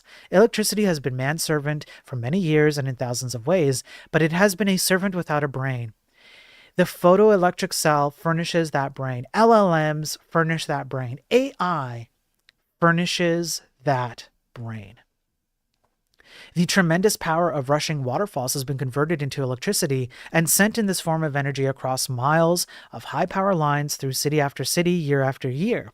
In each city, a portion of this power could be tapped and converted and reconverted and so on and so forth into cooking, electric motors, yada, yada, yada. And you can have simple electronic judgments of stop and go. Binary code, ones and zeros. Now the photoelectric cell has been introduced, and it can do that very thing which heretofore has kept electricity a dumb, tireless servant. Now the machine can make a determination as to whether it should say yes or no, stop or go. You can have a robot inspector that can inspect the output of a factory. You can now have a robot inspector that keeps a pace with human output, etc., etc. This is exactly the AI terminology, the AI sales hype, but done in the 1930s before we had software and hardware with the capabilities that we do now. They continue to talk about all the things that it can do. For example, you can have light so sensitive. It can have, it can have a brain so sensitive it can tell the difference between the weight of a fleck of dust or a 10-ton airplane. It can weigh, measure, select, and divide. Electricity has been reborn through the introduction of the photoelectric cell, and this within the past 3 years. Tech has been reborn with the invention of AI, and look at the last 2 to 3 years and the massive growth and adoption rate of AI. Mail is being sorted in Cleveland post offices without the aid of a human mind. Cold storage plants are rejecting old and stale eggs before committing these farm products to the cold vaults. Ships are being steered by the photoelectric cell. Trains are being dispatched positively and without possibility of error. City lights are turned on schedule via calendar. Elevators are run. Everywhere we see a machine with these photoelectric cells, magic, miracle, god tier level stuff, right?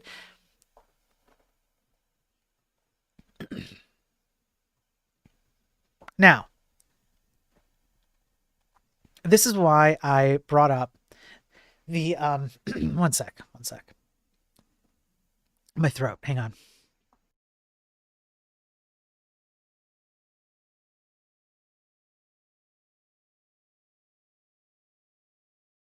Okay. So this is why I brought up earlier. Just be careful what you say, because I know this can be a little bit, it might trigger particular types of discussions. But I'm just trying to cover the material as best as I can. All right. So what they talk about is, well, if we give everyone universal basic income and energy bucks, what happens to marriage? One of the great moral problems of the day centers around the inability of young men and women to adjust their physical urge to marry with a lack of economic opportunity. With every young man given his share of work to do, his share of the world's goods, we would remove with one sweep the present obstacles which keep him from marriage long after he is ready for it. Trial marriages, companionate marriages, and other makeshift arrangements which have been suggested because young people have not the money to get married would not be necessary. Those who are trying to find a way out of the wilderness, believing that the morals of our young people are greatly endangered because illicit relationships are taking the place of legal marriages, would find the problem solved by technocracy. Woman's place in technocracy. On the other hand, maybe women will not care to give up their independence and assume the responsibilities of family life if under technocracy everyone is assured of a luxurious living scale.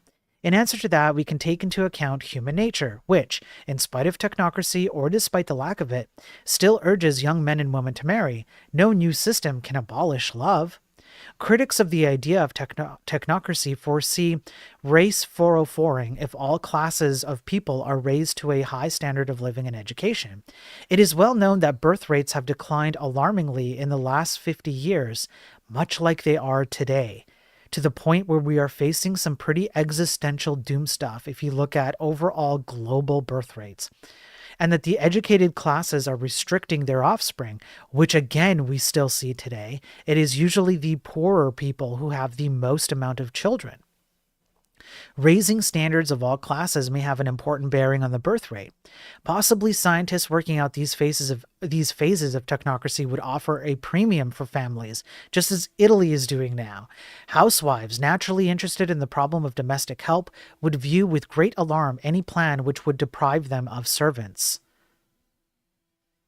Here we can imagine how the technocrological system would be applied to grade and classify all human beings so that some would be factory workers, some domestic workers, some secretaries, and so on. Probably the eventual plan would call for community kitchens and neighborhood nurses.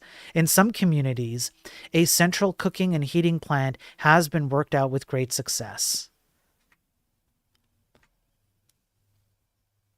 Now, let me see if, okay, yes. So we'll talk about what they think about love here in a minute. About crime. But this leads to something which is, well, let me just go down for a sec. This is the critics, yada, yada, yada. Technocracy as a government. And okay, I don't think they talk about Scott, do they? No. Okay.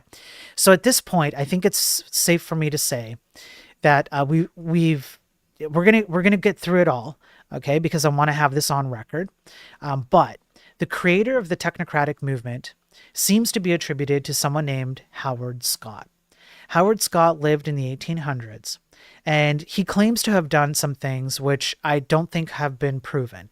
For example, he claims to have helped build the Manchurian Road, which is I believe it's an East Asian road. I can't remember. I looked it up and I don't remember the details off the top of my head. You're welcome to look it up for yourself, which was heavily based between Russia, Japan, and I believe China had a hand in it as well. And he came from there and then brought some ideas. And if you look at we'll look at this later, but if you look at the symbol for the technocratic movement, even today, you can see that it has an origin in some of the belief systems that someone would be exposed to if they had the experience of Howard Scott.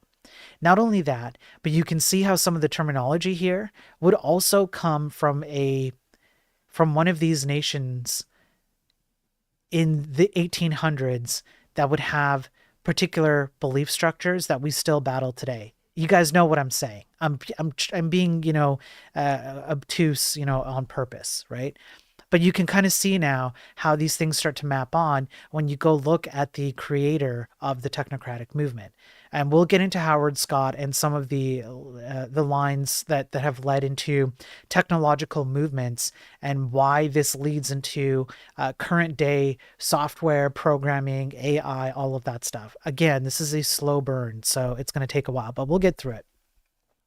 So what they have here is a portion where they talk about an end to crime. And we already have talked about why they think that there would be an end to crime under this movement.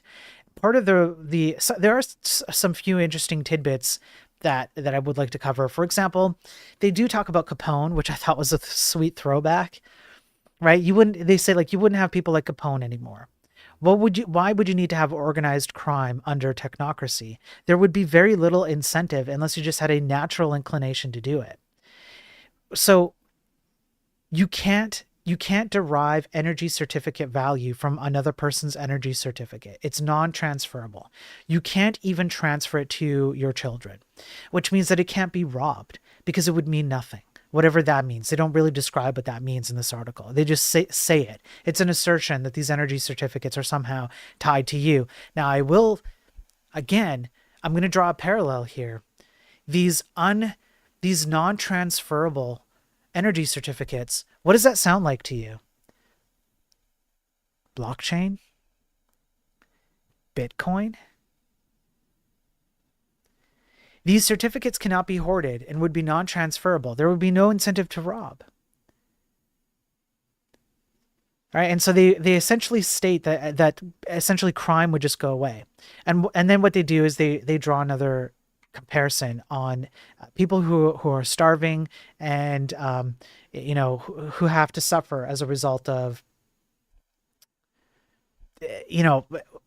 anyways, you guys get it. I don't need to belabor the point here. Critics of technocracy. So they do talk about the criticism now just a little bit. Technocracy, this is a criticism that they recognize. Technocracy is old stuff rehashed in new words. I'm sorry, my throat is, I apologize. One sec, folks.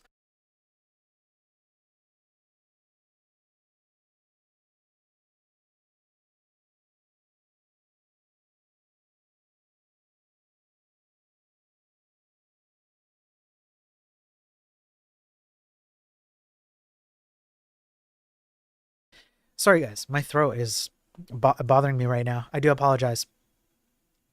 DDAVR is brings up a good point. You could still be robbed of whatever you bought with your energy bucks, right?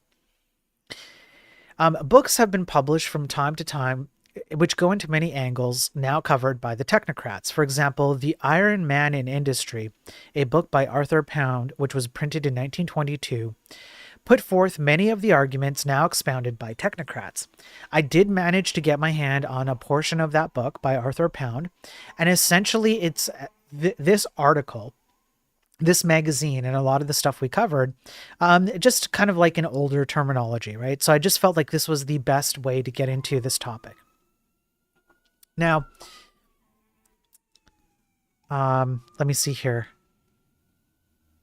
Yes, okay. Now they talk about this. Paradox of Plenty by Harper Leach, published last year, tells most of the story we are now hearing from the advocates of technocracy, and the same principles have been argued from Karl Marx on down. And so they talk about some of the Karl Marx overlapping statements. Shut up, Johnny. Damn it, Johnny. Too much rat duck. Okay, and so they talk about Karl Marx, for example, as being kind of like having an overlapping set of statements with technocracy. If machines put men out of work, who makes the machines that are responsible for unemployment? Technocrats reply that of course machines do not make themselves and that men must be employed to make the machines in the first place. But after the machines are put into operation, they last long enough to thoroughly disrupt the present labor plan. It is also true that there are machines which make machines, which in turn make other machines, each unit in this chain thrusting more and more men out of work. We'll have AIs that check AIs that check AIs.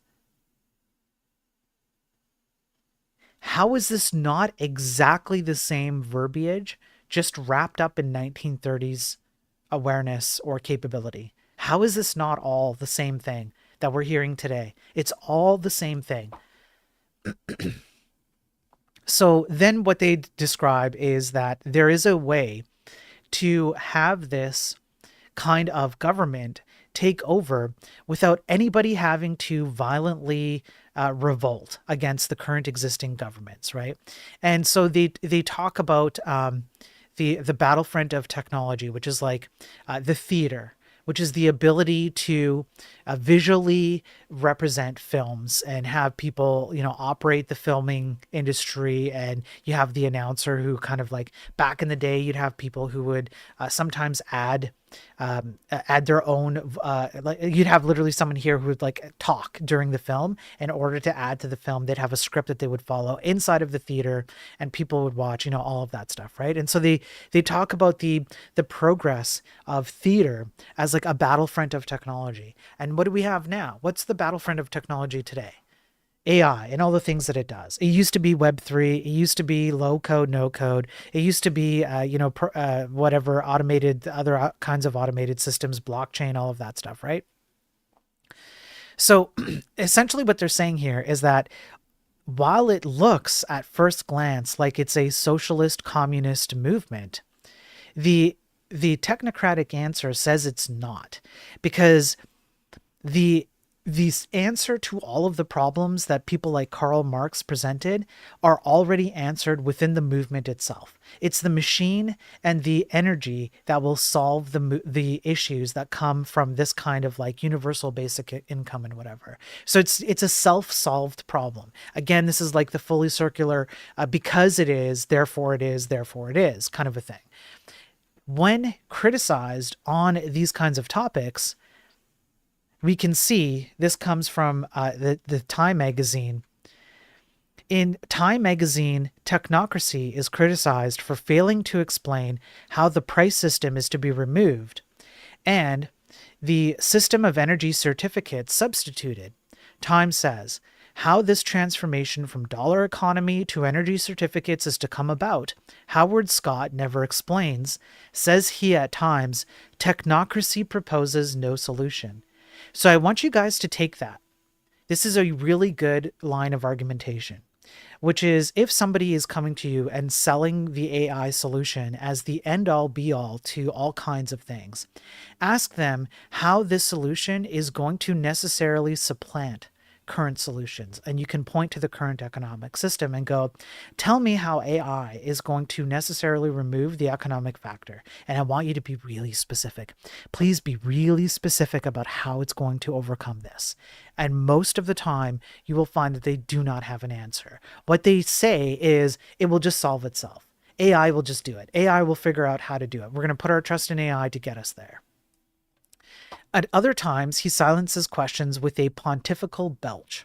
In the Business Week, we find technocracy severely criticized for the statement that we have reached the point where man can no longer shift into new lines of behavior. The publication points out, they say nothing about the constant demand for labor created by obsolescence of business methods, industrial processes, products, and equipment under pressure of changing social standards of living, or the constant shift of workers from the mechanical industries to the service business. Nothing except to condemn it all as wasteful natural resources. They say nothing about the possibilities of raising standards of living and demand for industrial products in undeveloped countries, except to dismiss it as impossible because there is not enough energy available, a strange thing for engineers and scientists to say when they know that any day may see new sources of energy open to exploitation.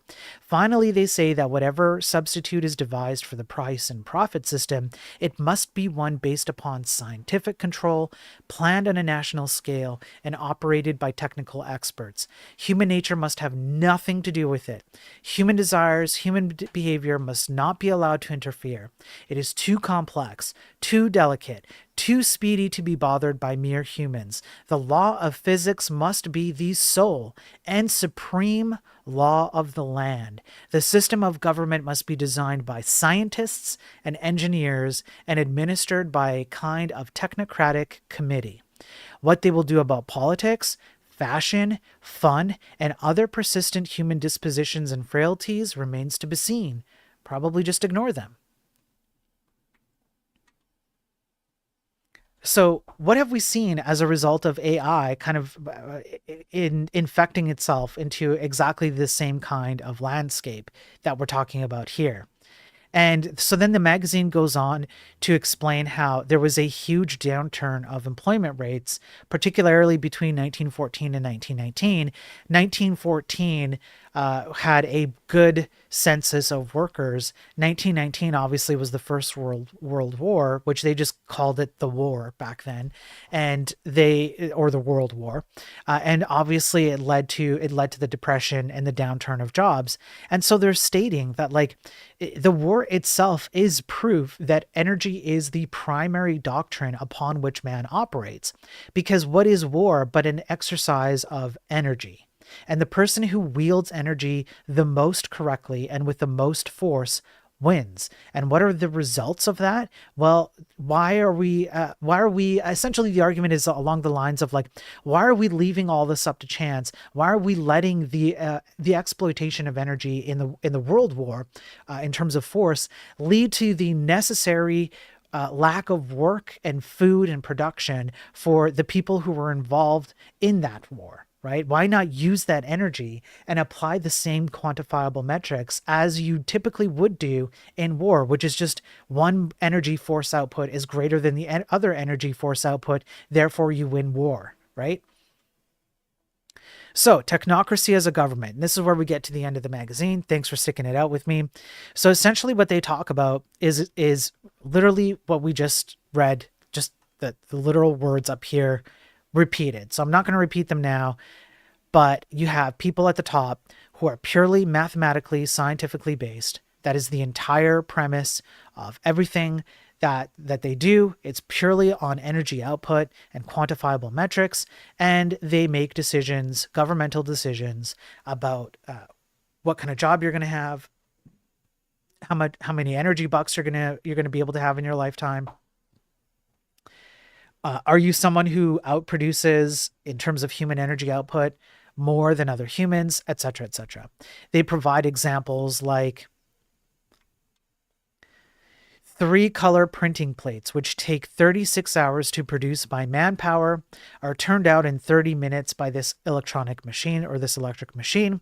Engineering brains which designed this machine, which solves complicated mathematical problems, are themselves likely to be thrown out of work by it when it takes over their jobs. Does that sound familiar, anybody? Calculators. AI will do math better than we can do math. AI will do physics better than we can do physics. What happened to this? Where did this go? Did we lose the mathematician field? No more office secretaries? This device answers the telephone for you when you are out and announces the hour of your return.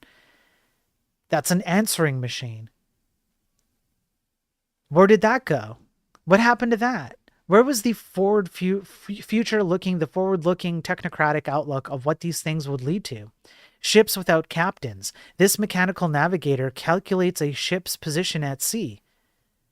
And then you have the automated wheat thresher.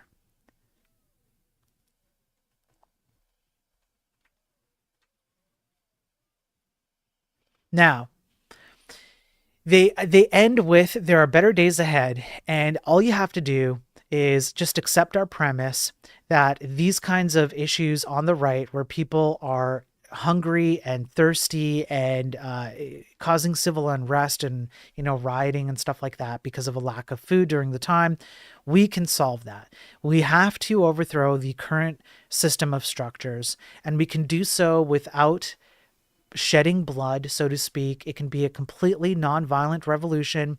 We just remove the bureaucracy, the diplomacy, the political stuff, and we replace it with a machine-based, purely quantifiable energy architecture or structure hierarchy at the top. And so they ask, can technocracy prevent this? Right? And so the bonus army riots in Washington, one person lost their life. The hovel homes of the jobless in New York. It's crazy to me that people actually lived like this, but I guess they did back in the day. Man, do we have it lucky. The parade of 20,000 unemployed in Chicago. The Ford plant riots in Detroit. 3 people lost their lives. Can technocracy prevent this? So I want you now to consider, just to tie it all back in, I want you to go and look back at the beginning, at the opening image of this article. And I want you to think about all the messaging that you see in the tech industry today. I want you to think about this. And we're going to build this up. We're going to take our sweet time. We're going to go over all the evidence, all the articles. You know how I roll around here. I do my research. And we're going to do our research on this. And I promise you that there is a non-zero chance. I promise you, there is a non-zero chance that you will discover that this movement, which had begun in the 1800s, continues to this day. And it continues to manipulate, at least to some degree. It's not like they have like, it's not like a cabal of men petting cats, in a room. It's not like that, right? But this kind of thinking, the ideology still exists. And it still exists partially because there are people who have a history, in some cases, a family history to this movement. They exist today, and they borrow ideas from this, and they promote through funding and other paradigms that we'll get into. They promote the same kinds of ideas. It's why it's actually mind-blowing, the overlap that this magazine has in terms of some of the promotions, the advertisements that it's making, the claims with AI today. So I really want you to consider that. And then I also want you to consider one last thing. Let's see if I can do this. I want you to consider that this kind of a thing is now going to be infected by stuff we talked about. The fact that these machine learning models are overhyped, they're oversold, even in terms of scientific studies, they're oversold. You can't even trust the science that tells you how good they are, supposedly. You have a problem where the scientific community as a whole is getting inundated by millions upon millions of poorly generated AI papers. It passes, and you end up with rat dick balls in your face. This leads to this. This leads to this. This leads to this. Rat dick balls to your face, peer-reviewed. Retracted, but peer-reviewed.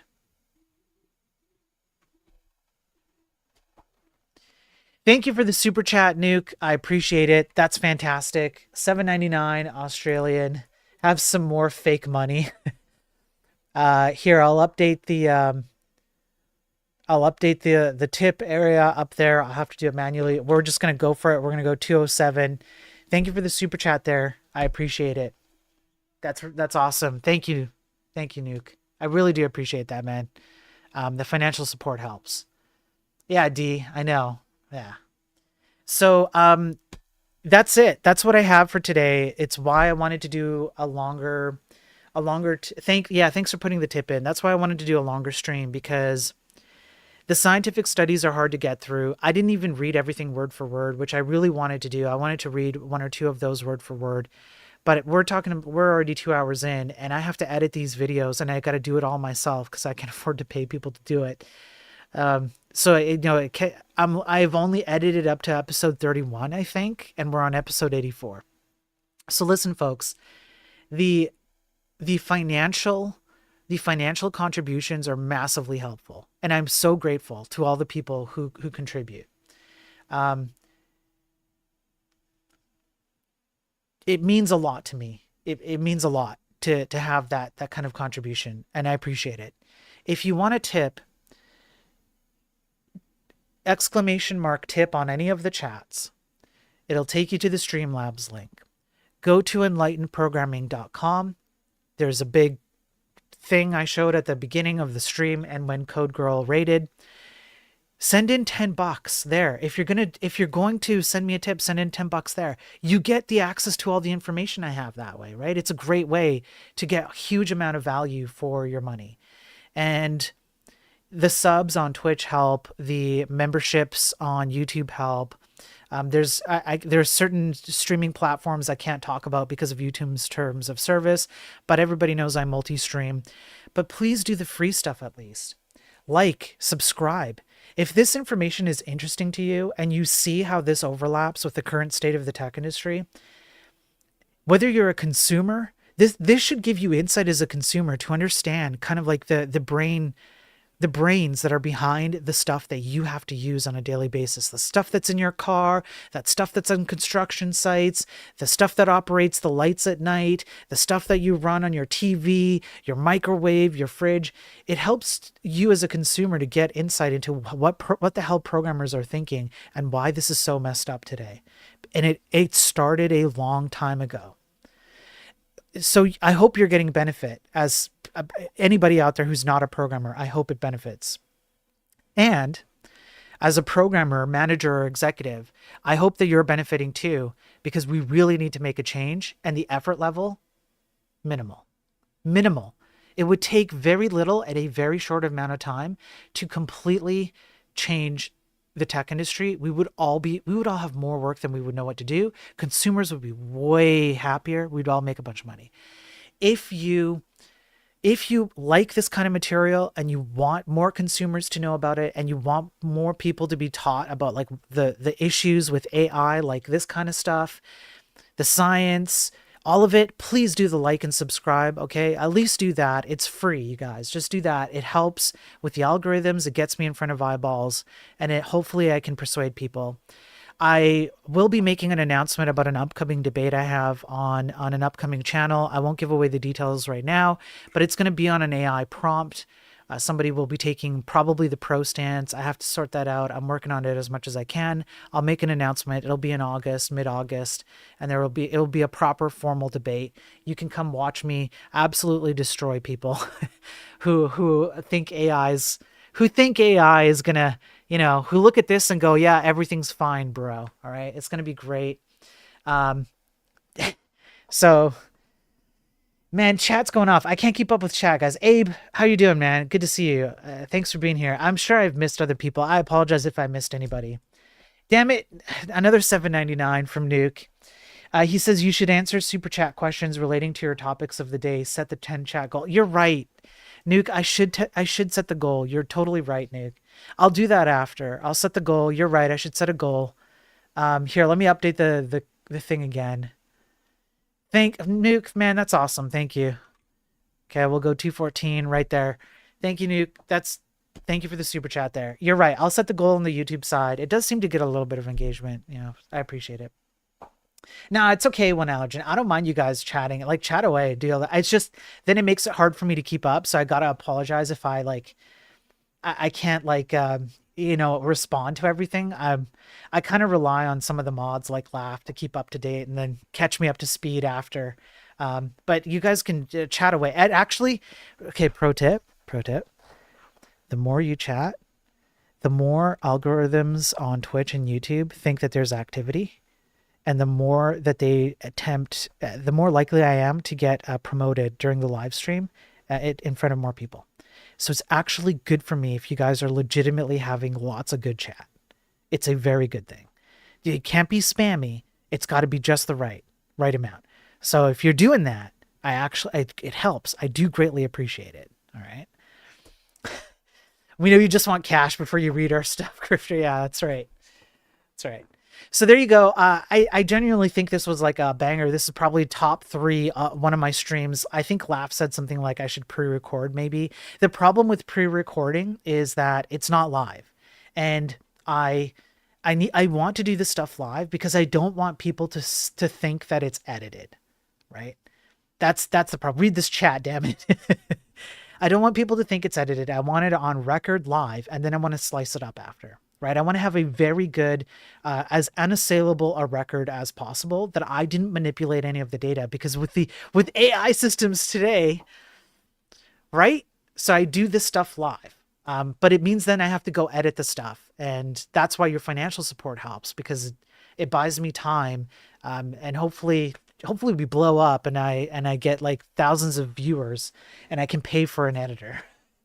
We should promote fights in chat. We should promote fights in chat, Ross. Yeah. Yeah. Thanks for being here, Johnny. Okay. I'm out of here, guys. That's it. So what I'm going to do is let me just check something. Before I go. Oswald sucks. Yeah. Yeah. TMX hit us up on Discord. That's a good idea. Let me have a look at people who are on. Just one sec. I'm going to try something. See if I can actually pull this off. I'm not sure I can pull this off. Yeah, he's on Discord already, I think, Laugh. Can I do that? No, I can't do it. Okay, don't worry about it. I'll do the typical ending thing. We'll get out of here. I'll get out of your hair. I'll end the stream. I thought that was like a fantastic stream. So, listen, folks, catch me again tomorrow. I will be back on for another Daily Tech News stream. Or I might do a video game stream tomorrow, because I keep promising to swap some of these Daily Tech News streams for video game streams. So that way I can kind of have more interesting streams like this one. So I'll figure it out tomorrow. I haven't thought that far ahead because I was preparing up to the last minute for this one. I was literally preparing for rat dicks, scientific rat dicks, up to the last minute. I was washing rat dicks to the last minute. Less episodes so I can catch up on editing. Yeah, the video game streams are a bit more fun, chill, etc. Anyways, I'll figure it out. I will be back tomorrow for sure. YouTube watch hours. I passed the partner thing. We're good. You guys helped out a lot. Thank you, everyone who helped out. We made it past 3,000. I'm partnered. That's why Nuke can give me the super chats. I now have the ability to have memberships on there. I'm going to put up members only content that goes on to the Enlightened Programming website. I'm going to try and make it so people who are members get exclusive access to stuff you're not going to see live. I'm going to start building that up, but it probably means I have to scale down the Daily Tech News stream and go down to like 2 or 3 episodes so I can freaking keep up, which might mean more video game episodes, which frankly are a bit more fun because you guys can come on and make fun of my code. Okay, like someone else we know out there who's getting his code trashed right now in the public sphere. Less episodes so we don't have to put up with you. There is one more tier, which is 4,000 hours, but we're already like 900 hours away from that. We're way ahead on that. So everybody who helped with the watch hours, who put the stuff on in the background and all that, I appreciate it. We're there. That's a huge help. Thank you. It's not really about having access to people giving super chats. It's the fact that I do helps the algo. Right. So thank you. Thank you. Okay, that's it, folks. I'm out of here. I keep threatening to leave and I don't. I'm out of here. I will see you guys tomorrow. Hop on Discord. I'm around. DM me, all that stuff. Hop on enlightenedprogramming.com. Get yourself some access to that. You can have all this information searchable and categorized for you, all of that stuff. Have a great Wednesday, everyone. Thank you for all the great support. Hit the like and subscribe. Peace out, everybody. Stay safe too, would you? Stay safe. And also, just one more time, rat dick in your face, rat dick balls in your face. Look at the size. Look at the girth and size. Look at the girth and size on that. You know what? I'm going to end the stream on this. All right. Here's what I'm going to do. You guys need to stare at this for the next 2 seconds. Just fully stare at all of this. All right. Peace out, everybody. By the way, I almost forgot. Folks, I almost forgot. I apologize. I did almost forget. I have a rat here with a sizable girthy decook. Okay? And this rat is, it has a whole bunch of buttons. Each button is labeled as someone in chat. And every time this rat decook uses its girthy decook to push one of the buttons, it tells me who sucks in chat. So I'm going to tell you now what the rat decook tells me with regards to who sucks in chat. Nuke. Okay, Nuke, you don't suck because you super chatted a lot. Nuke, you get a pass today, all right? Ghost Magic sucks. Ross sucks. One Allergen sucks. D-Daver sucks. Laughily, you suck twice today. DionX, you suck. Okay? Streamlabs, you suck. Let's see, who else do we got here? Abe, you suck. Okay? Abe sucks quite a bit. Abe sucks like 1.2x today. All right, Abe? Sorry, but you get 1.2x. Yamerson, you suck. Okay? Let me hang on. I gotta go up here. I know we have lots of people who chat. I know we do. I think I got D-Daver, but in case I didn't get D-Daver, you also suck. AH, you suck. Restream, you suck. Peercoin, you suck. Chris, you suck. Low-Key, you suck. Louie, you suck. I think I already said Chris. Well, we won't say Chris again. Pure, you suck today. Code Girl did the raid. Okay, so I'll give Code Girl a pass. Code Girl gets a pass. Johnny, you suck. I don't know if I said Johnny already. Nightshade, you suck. Zelno, you suck. Nail Pointer, you suck. Hot Dog, you suck. Who else? 3D Co, you suck. Patroclus, you suck. Crap, who else? High Sparrow, you suck. The Anonymous, you suck. Who else do we have here? Come on, Rat Dick. Show me Wild Game / Teflon coated whatever person, you suck. All of you suck.